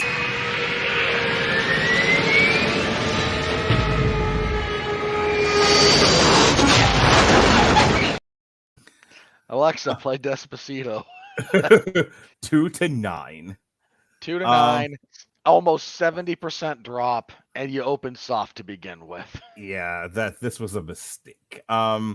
They'd have done better just selling it to Netflix. Barbie fell from 5 to 10. My Big Fat Greek Wedding, 6 to 11. Carlos debuted at number 18. On Fire, 24. The Kill Room, 26. Common Ground, 31. Story AF, 35. Before the Sunset, 40. Muzzle, 44. 45. A Senior Year, Love Never Fails. It most certainly does, you assholes. But anyway. Yeah, well, I don't want to debate that with you. Deliver Us, 46. And that was the weekend that was. Worldwide on the dime, baby. So we resumed this last week with the Expendables. Let's see how much movement there has been. Barbie, the number one movie in the world for the year of our Lord 2023, coming in at $1,434,000,000. So, for the record, Ugh. hang on, no jokes, just serious question. Mm-hmm. Okay, we spent a long time going, okay, what do we think might have a shot at unseating the Super Mario Brothers? Mm-hmm. I feel pretty confident looking at the rest of this year. Barbie's it for the year. We're done. Even some of the stuff that's going to come out later in the year and we'll just run over into next. I don't think anything's necessarily going to hit that, is going to top that. So December's really weak, yo. I mean, Aquaman, just working backwards. Aquaman, Wonka, Napoleon. Hang on. So I saw the trailer for this new movie dropped. John Woo's new movie. Oh, Silent Night. Did you see the preview for this? I know it dropped. I haven't watched it yet. I got it. It had been floating around the internet. I think I'd seen it, and then I saw it again ahead of this movie. Apparently, that movie has no spoken dialogue. When does it come out? I think December 1st. Do we need to revamp the schedule? What do we have for that weekend at the moment? Napoleon. Which I can't not do. No, I understand. I'm okay letting that. In favor of Napoleon, I'm okay letting that go. We can wait, or we can drop the Killers and Pain Hustlers and just do Silent Night then. We think about that. Okay. Moving on. But yeah, there's there's nothing else the month of October. Yeah. Here's the only thing that anyone even studio executives out there so what's gonna have a shot at beating Barbie? There's still some poor disabled fellow over at Disney going, the Marvels, That'll do $1 billion. There's no fucking way anybody at Disney thinks the bar. Look, I thought you were gonna go. There's some delusion, fucking, half crazy schizophrenic currently working at Warner Brothers who thinks Aquaman's gonna make $1 billion. But the first Aquaman made $1 billion. Yeah, no, I can see Lizard Brain convincing these people that everyone forgot about Amber Heard and all, and the 97 pushbacks on Aquaman and reshoots and all of that they think this thing is still gonna make $1 billion. Nobody, not Brie Larson, not anyone that works for Disney, not Bob Iger, not anyone thinks the Marvels is going to do $1 billion. Nobody. Kevin Feige, I'm pretty sure does. Kevin Feige is smoking ill hallucinogens. That's all. That would be the least surprising thing to ever discover about that individual. All right, so yeah, Barbie's the #1 movie in the world and will remain so in the year of our Lord 2023 until. I'm pretty comfortable calling that one done. Then we have Super Mario. Yeah, and then Oppenheimer, look, Barbie. Hang on. Oppenheimer is a giant win. You just took the fucking words right out of my mouth. I was like, look, you can sit there and be like, well, there's an argument to be had about, well, of course, Barbie is the #1 movie in the world. Like, it's this big toy franchise, except that we were like, no, this thing's going to suck. This thing's going to bomb because they don't do these movies right. And then Barbie, I don't want to get into a fight with you. Barbie becomes this whole other thing, this cultural phenomenon, and it is what it is. Period. The end. For the record, whatever my personal opinions on it, and I certainly have them, pretending that it was not... that it did not have the success it had just because I have my issues with it would be fighting against reality to no good. That's like pretending Titanic didn't make a boatload of money. Right. You cannot ignore the fact that the cultural phenomenon, it is what it is. But Oppenheimer is the big win of the year. Out our culture is more damning, and I'll leave it at that. Fine, whatever. Mike, if we could talk about Oppenheimer for just a moment, instead of your favorite movie of the year, Barbie. Oppenheimer, there's no... we've been making the joke for the past year about, big money Chris Nolan taking the money from Universal and then putting out the fucking movie about the atomic bomb of all things. And then, there's no way this makes a lot of money. And I think we even said, like I'm sure it'll be fine because Chris Nolan's movies do fine. But we went through, when we talked about Oppenheimer, not all of his movies hit. Not all of his most recent movies fucking hit. And yet this one did almost $1 billion. This is one of his most successful financial movies ever. Like this is one of the highest grossing he's ever done. I was gonna say not connected to a fucking comic book. Yeah. Well, hang on. It divorced from the comics. I believe this is #1. Right. Including the Dark Knight trilogy. I think only the Dark Knight did more than this. Yeah, I think that hit the $1 billion mark. Yeah, because I don't think the Dark Knight Rises hit the $1 billion mark either. As well, it shouldn't. But yeah, I mean, Oppenheimer. If you needed proof that Chris Nolan is worth every penny, he turned it in with Oppenheimer. He really, we were saying before, like, oh, Barbie's this cultural phenomenon. You know what else is a cultural phenomenon? Oppenheimer. And you can pin some of that on the Barbenheimer effect, except that then you're utterly discounting the fact that people appreciated, loved, and came out in support of Chris Nolan. And we're more interested than I was giving people credit for, because again, I, like you, to one degree or another, we seem to both kind of take turns who's more cynical in this respect, think people are retarded and are not going to show up for an intellectual, talky rumination about the nature of man and the end of existence via fire, being the atmosphere catching on fire. And yet here we are with this movie, 3 hours long, lots of talking, one big explosion, and it's $1 billion, and it's almost $1 billion. That is, I need to take a moment and say that is a fucking achievement. It is, and it should not be only to be equaled by. You know what I'm gonna do? There's no way this happens, but we spent a good chunk of last year going Cocaine Bear, right? We occasionally do the silly. Occasionally. When Killers of the Flower Moon hits 1.7 billion, I think we're done. I don't think there's another year of this then. I think we have to retire. If that's what happens, then we have to wildly reorder the universe, basically. Yeah, I may need a break from life.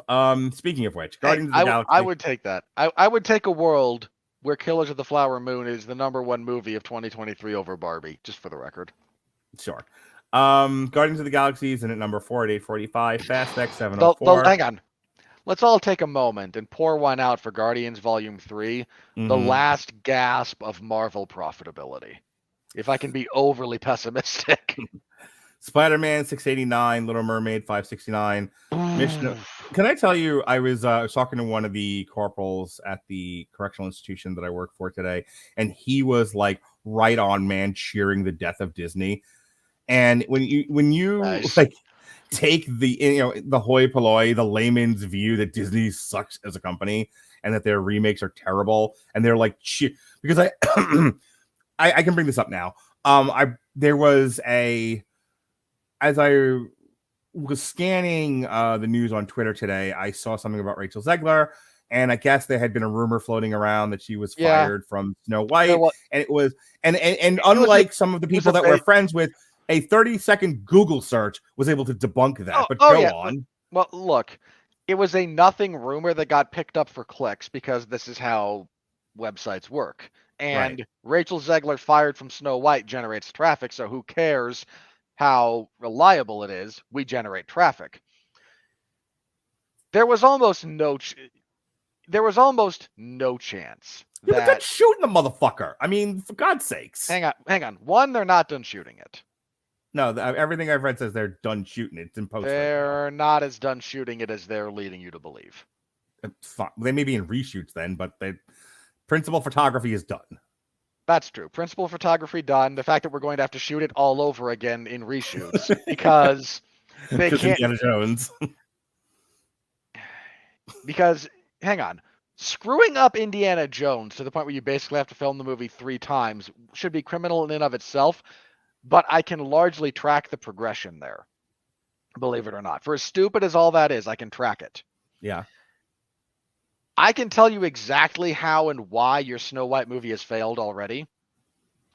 What I can't track is how you let it happen. Like, it makes no sense to me that you allowed this to happen. It's an emperor and got no clothes situation. Look, but you and hang on. No, there's a point I need to make here. Yeah. You and I sort of operate in the most obscure of obscure. We are a tiny podcast with a very small following, very small loyal following, but we're not even the critical drinker. Like we are, we are a pebble in the ocean. And so you and I can say all manner of unacceptable things on this podcast, and often do, and nobody gives a shit. We don't even get a comment about it. Like people are listen and they they smirk or they go ugh, and then they roll their eyes, but nobody cares enough to say anything. Unless it's Mark talking about baby metal, then yes. Unless I'm making fun of Japanese accents, then I'm in trouble. But my point is, getting us canceled solves nothing. However, for the people who matter, for the the people who live in this world who have an effect on things, they are scared to fucking death to step out of line, to say no. It is a giant broken marriage in this world out there where everyone's sort of afraid to say no to anybody.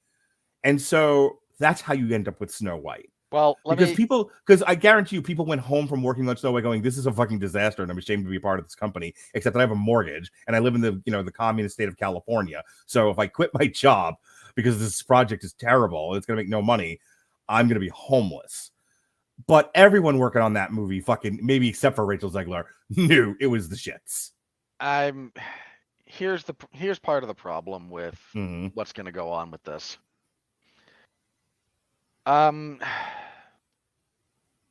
There's enough people in Disney that know how bad this is going to be.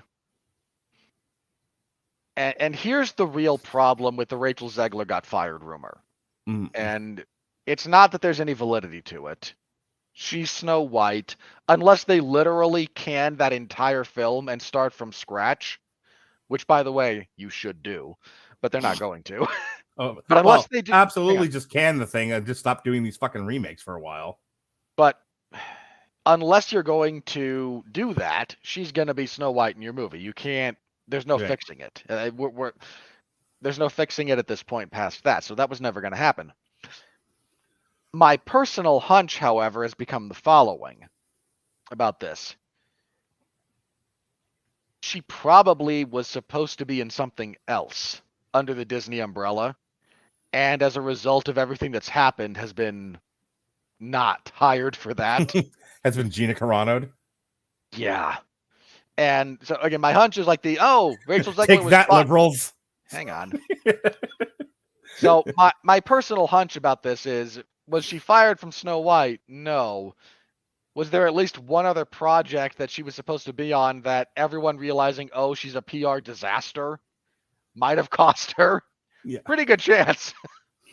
So it was funny to go rounding this back to all the way back to the Little Mermaid. I cannot wait for her PR tour for the Hunger Games prequel. Mm-hmm. That's gonna go so badly. Boy, speaking of movies, I have to now see twice. I feel bad for you. I feel bad that I have to see it once. Yeah, I know. I have to take my kids to see it, but it doesn't line up to when I have to take my girlfriend to go see it, and so I have to go see it twice. Ugh. Anyway, that's another franchise, man. You and I talked about this briefly, I think, last week. Mhm. Like, I acknowledge that there is nostalgia for it. Yeah.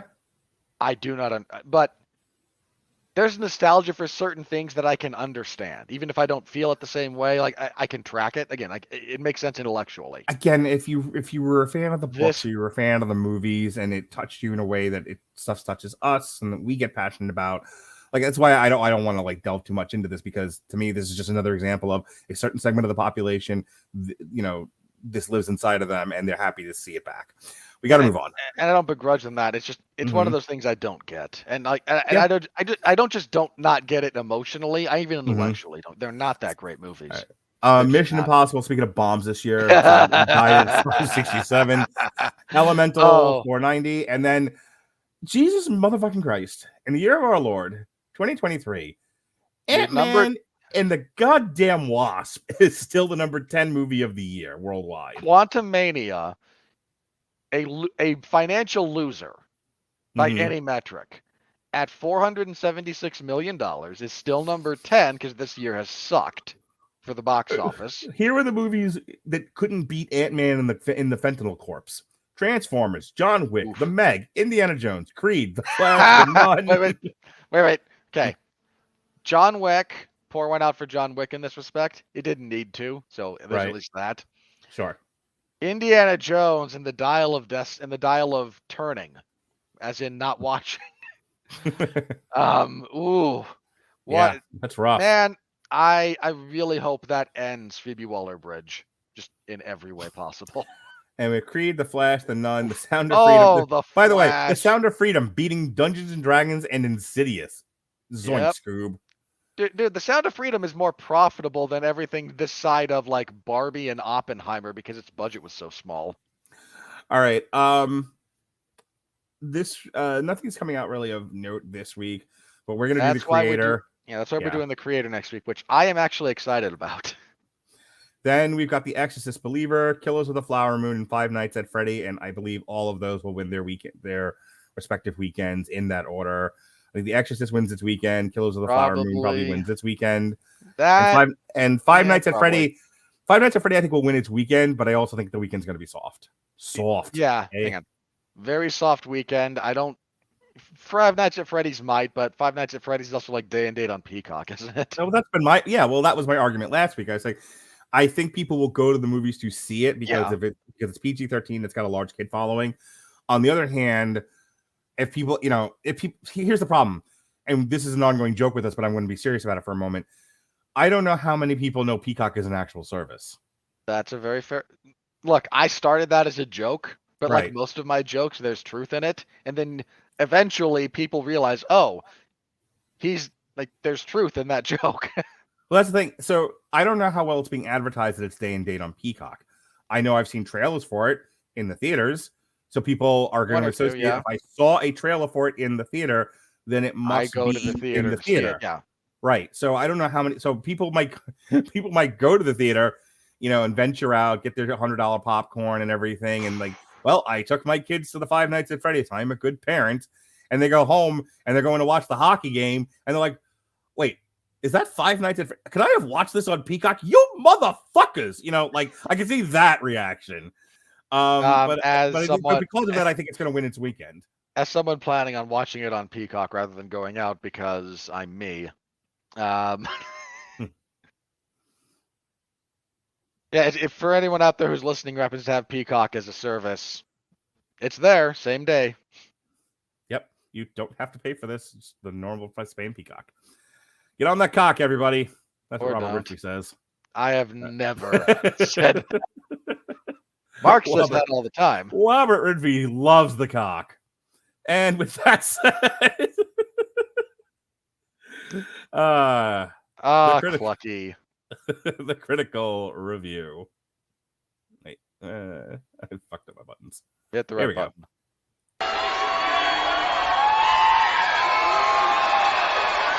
Are you ready? No! I said, are you ready? No, God! No, God, please, no! No! No! No! All right. We got a winner here. I can't knock the hustle. 83% fresh on the tomato meter, 91% audience score. A little bit generous from the critics because this is one of those movies where I actually think if you're a fan of the franchise, the critical stuff that you and I kind of talked about as being problems is going to be less of an issue for the audience that is attracted to this franchise to begin with. Mm-hmm. I'm trying to get to the actual. There we go. All right. So when we go to top critics, it actually goes up to 88%. Oh, interesting. Here's my hunch about this. Mm-hmm. I can't confirm this, but here's my hunch when we start getting everyone who looked up the choices for this weekend and went, "Ew, saw, yay, creator," went and reviewed the creator. Sure. And as a consequence, there was a lot of self-selection that went into our sample size here. Yeah. Which is, again, that's not the worst thing in the world. I would rather, as a general rule, take, for certain niche genres, reviewers of said genre. All right. And then moving from verified audience to all audiences, negligible difference, 1%. Yeah. Led by a franchise best performance from Tobin Bell, Saw X reinvigorates the series with an installment that has a surprising amount of heart to go with all the gore. No. The audience says... Again, hang on.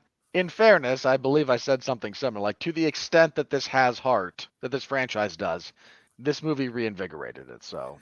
Adding dimension to the franchise's main characters while still leaving plenty of room for the gruesomely graphic horror these movies are known for. So X might be the best sequel in the series so far. I don't know if I was clear about this before, but this movie is not in any way, shape, or form scary. Hang on. A lot of the Saw franchise isn't. Okay. Again, it does tend to lean more into either suspense with the gore. That's kind of what you get here. This is not better than Saw 2. If you wanted to argue this is better than 3, or certainly any of the ones thereafter, I'm open to those arguments. Again, there's a bunch of these that I haven't watched in a long time. Oh, these are great. This is not better than Saw 2. Jonathan Sim of ComingSoon.net. Saw X treats us like we're idiots. But given that we all paid money for this movie, I suppose we are. Not helpful review, sir. Not a helpful review. Bob Grimm of the Reno News and Review. Why in the heck is this ridiculously stupid movie getting so many good reviews? Our standards as society have fallen, and Shawnee Smith's wig is awful. Are you writing under the pseudonym Bob Grimm? One would wait. That's got to be Leonard Maltin's alt account, right? Edward Porter of the Sunday Times UK. The deadly games and contraptions this time around simply lack fresh ideas. That's mostly fair. Again, the inventiveness and morality play behind the traps is a big draw of this series. Those were lacking here. In the end, Saw X, Sax X. Ugh. By Antonio G. Spindola of Cine Premiere. Couldn't even spell check. In the end, Sax X renounces all possibilities of leaving the audience speechless and leads to a ridiculous telenovela-like resolution. You just leaned into your own personal stereotype by bringing up telenovelas. Kevin White of the Wii Review. Wee! Wee!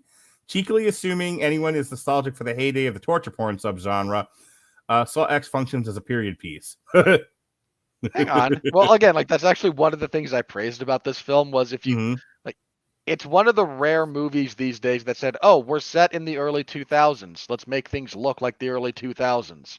Shocking. Eric Marchant of Rogers TV. Saw X falls into the same old torture trap. Yeah, that deserved the sad trombone. Yup. Moving right along, Footloose and Fancy Free. Robert's uncle, Roger Moore of Movie Nation.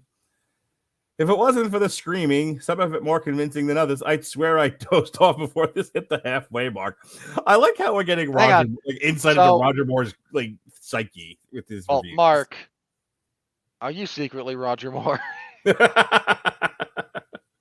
I got up to go get a soda so I wouldn't fall asleep. That's fair. Well, look, that was one of both of our complaints about this. Like, there's a pacing issue here, especially down the stretch. So I understand his complaint in that respect. Dude, for your big scenes with all the people together and we're watching people dismember themselves, there's a real lack of like tension and drive to those scenes that is kind of shocking considering what we should be viewing. Kevin Carr, fat guy at the movies. Hello, friend. Provides a throwback style and a more fleshed out story for Jigsaw's background, and that breathes some new life into the struggling franchise. You know, hang on.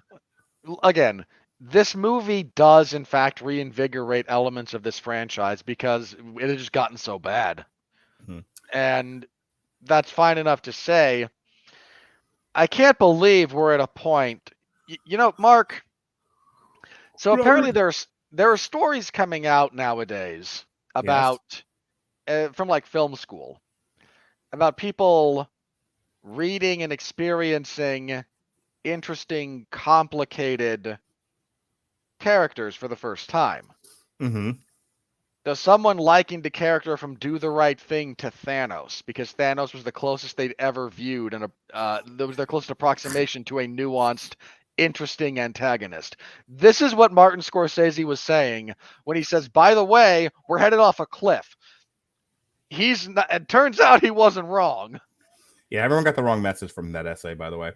Britt Hayes of really the Mary Sue, Robert Winfree of the Screaming Boy podcast. It is everything you want from a solid Saw sequel. Brilliant and brutal traps, a game involving multiple players, and a deep resentment of the capitalist machinery that keeps us simultaneously oppressed by and dependent upon the turning of its wheels. Ma'am, this was not a screed against capitalism. It was a revenge tale about a con, where the guy goes after the con artist that fucked him. Can we, look, I last night, trying to make fucking something out of that podcast, talked about relationships between people, between the two gnomes. They fucking look like Kenders to me, but whatever. Between the two hang on. Okay, no. I apologize if I'm going to say something to you that Ronnie said to you when you bring that up, but allow me to correct you. Kender are setting specific. They exist only in the world of Dragonlance. Fine, I don't care. My point is, they are that world's version of gnomes. I got a stern talking to from David for reading way too much into Vox Machina as I tried to make something out of that podcast. Meanwhile, this idiot, and I feel like I was justified. Meanwhile, this idiot thinks that movie, Saw X, is a screed against capitalism, utterly fucking projecting and missing the point. Horribly so. Look, I'm not... the Saw franchise has at various points taken aim at different social ills to varying degrees of success, to the extent that you want to call some of them a success. I have no earthly idea how you arrived at this movie is anti-capitalist. All right, we'll move it here, or rather, we'll end it here. Mark Dudzik of Mark Reviews Movies. Do you know, Mark? Inevitably, the movie falls into the same unpleasant hole as its predecessors. there's I ended again, that one there. yeah, that's fine. That's a very poor review. Yep. All right, folks. That is, speaking of poor reviews, this is our review of Saw X. Hope you enjoyed it. Next week, the creator. And our dovetail into Bluey. Yes. And my personal dating crisis. Tomorrow, speaking of having a dating crisis, Alexis Hana. To anyone out there who wishes to date Mark, you have to make him watch bad movies. Hey, hang on, no, this is the key. You offer a bad movie, and if he says yes, it means he really likes you. It's a fact, can confirm. Speaking of girls I really like, Alexis Hana will be reviewing One Piece with who knows who. Maybe David, maybe somebody. Yeah, David Wright. How about that? You know what? I haven't seen it, but I've heard nothing but good things about that, and it's about time that Netflix finally got a live-action anime adaptation that didn't suck. Yeah, I've heard nothing but good things about One Piece as well. And then I will be back on Thursday. Sean and I are doing another director-focused triple feature. We are looking at the modern horror of Jordan Peele, Get Out, Us, and Nope. That is a trilogy of films that starts fairly strong, crashes in the middle, and does a decent rebound. Fair enough. Us is one of those movies that is borderline ruined by its third act. All right. Well, I'm only into Get Out so far. So you will enjoy Get Out, and not just because black people. So far, I'm enjoying it. I have another 40 minutes left, which I'm going to watch before I go to bed tonight. This Saturday, we have finally concluded Everyone Loves a Bad Guy Saturday. Every single Everyone Loves a Bad Guy is up for your listening pleasure. My 3-year effort from 10 years ago. Yes. So Something all like the that. Everyone Loves a Bad Guys are finally up. So we're moving into a new era here, which is all the shit I didn't get to put up. So we got Fan 4 Stick this Saturday, and then it's yes, our review of Fan 4 Stick. I no longer want to wait for the new Fantastic Four movie. I no longer care about synergy. So at this point, I'm just throwing shit up when I have time. The synergy would be nice if there was anything approximating a reasonable timetable for the new Fantastic Four movie to come out. Yeah, I mean, I left the Mad Max stuff where it is because Furiosa, looks like it's actually going to happen. But yeah, I've given up on Marvel. This Sunday is the Metal Hammer of Doom Sunday, and we are looking at our review from years past. I think we're in 2015 right now. Unleashed, Dawn of the Nine. Robert's going to go ahead and give you his plugs. Take it away, Robert. So, we'll be back next week to talk about The Creator. That'll be fun. Hearing pretty good things about it. I tend to enjoy the director. Not in everything, but generally enjoy his work. So, we'll see. As for my other stuff, I cover mixed martial arts and professional wrestling over at 411mania.com. MLW stuff on Thursday, WWE SmackDown on Friday, UFC events on Saturday. There was no UFC event last Saturday, so I got slightly roped into covering NXT No Mercy, which had one really great match. One great match ruined by the finish, and a serviceable enough main event. And I did not actually care for the stuff that came before it, much to the consternation of everyone watching live. I got accused more than once of undervaluing what was going on. But I like to think that, I'm a harsh critic, but I'm at least consistent. So when the quality picked up, my ratings picked up. Nice. Well, look. Butch and Noam Dar were having a match that was 4 stars and heading towards 5 territory before the ending. But the ending was so bad, I had to only rate it 3.5. And everything before that, I was, not exactly thrilled with. And then after that, we got one of the best matches all year with Ilya Dragunov and Carmelo Hayes, and that was really awesome. So that helped. It's always nice when people who look at what I'm doing and go, man, you're being unfairly harsh. What are you doing? You're undervaluing all this stuff. And then something awesome happens, and I say it was awesome. And they go, oh, he's not. They stop assuming I'm acting in bad faith, which is nice. So my reviews of all that stuff are currently up. Again, this week it will be MLW SmackDown, which is right before Fastlane. That's coming up. But Saturday I will be covering UFC on ESPN Plus 87. Our next 2 fight nights are wheel turners. They're just cranking the machinery over.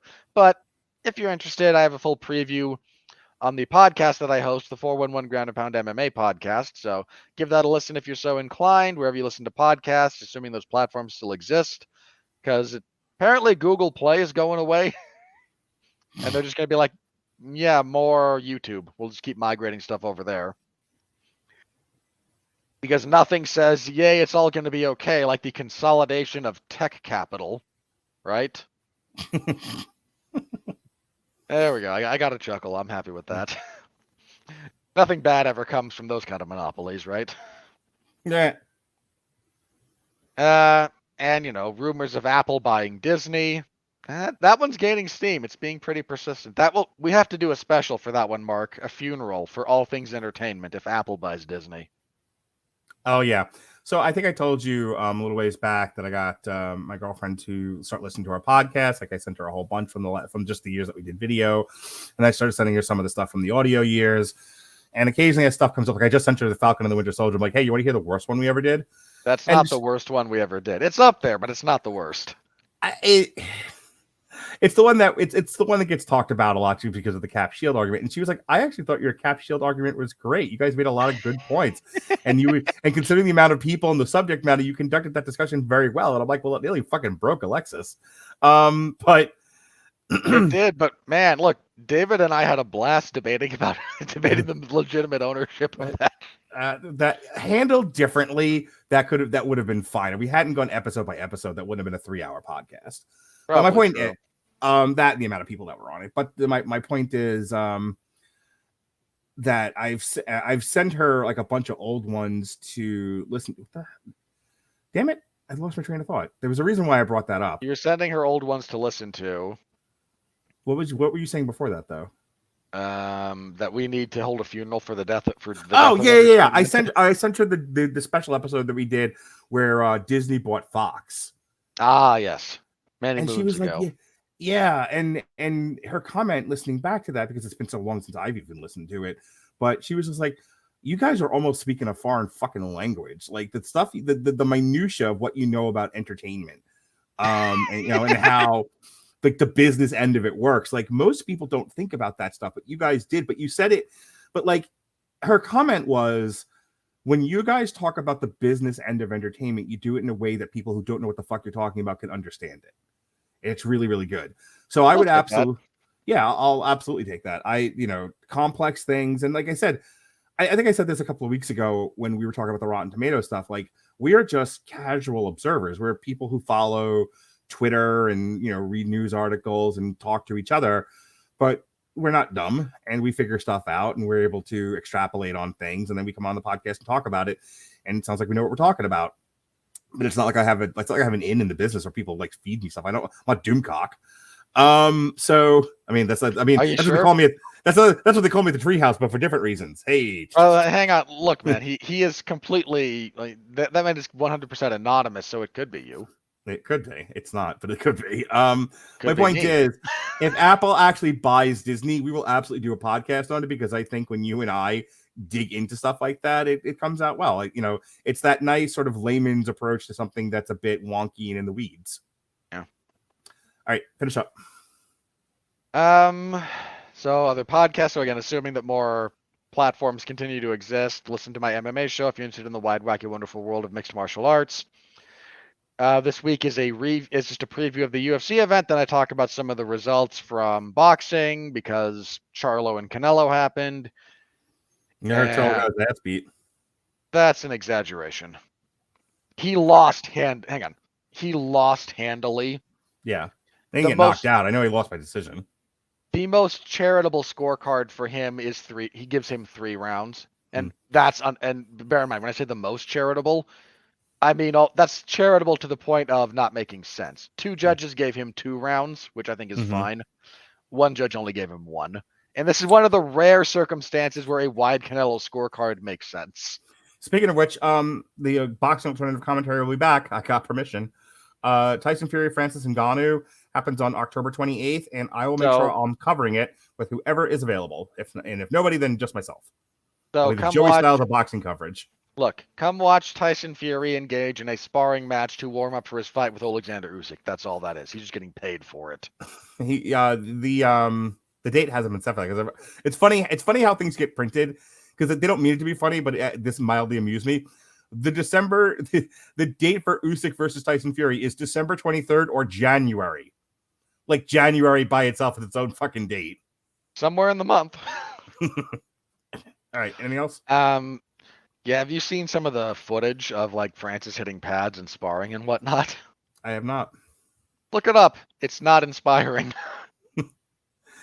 Oh, speaking of which, so I'm talking to somebody at work today, and he was like, "Have you seen the thing with Deontay Wilder talking about his hot balls?" And I'm like, "What?" He's like, "Deontay Wilder, the fighter. He was talking about having hot balls." And I'm like, "Do you mean Derek Lewis? He was like, "Maybe. Yes, you mean Derek Lewis." Okay, you know what? Hang on. You can't even... That's an admission of racism because Derek Lewis and Deontay Wilder, apart from both being black, look nothing alike. I mean, nothing alike. No comment. One's tatted up, one's fat, one's tall. What was the line in the last fight where he was like, "I'm gonna go home and lay on my wife" or some shit? I forget what he said last What was time. it? There was one that was like, "Where's Ronda Rousey's fine ass?" Yes, like, I need a supercut of Derek Lewis. Oh, it exists. It exists. I guarantee it. All right, finish. We're literally at 2 hours. We are. All right. So I think that's everything for me as far as plugs go. Again, next week, The Creator. That'll be fun. In the interim, he's Mark. I'm Robert. We love you. Not like that. Don't make it weird. We appreciate you all listening. Stay safe out there and continue to be well, be safe, and behave.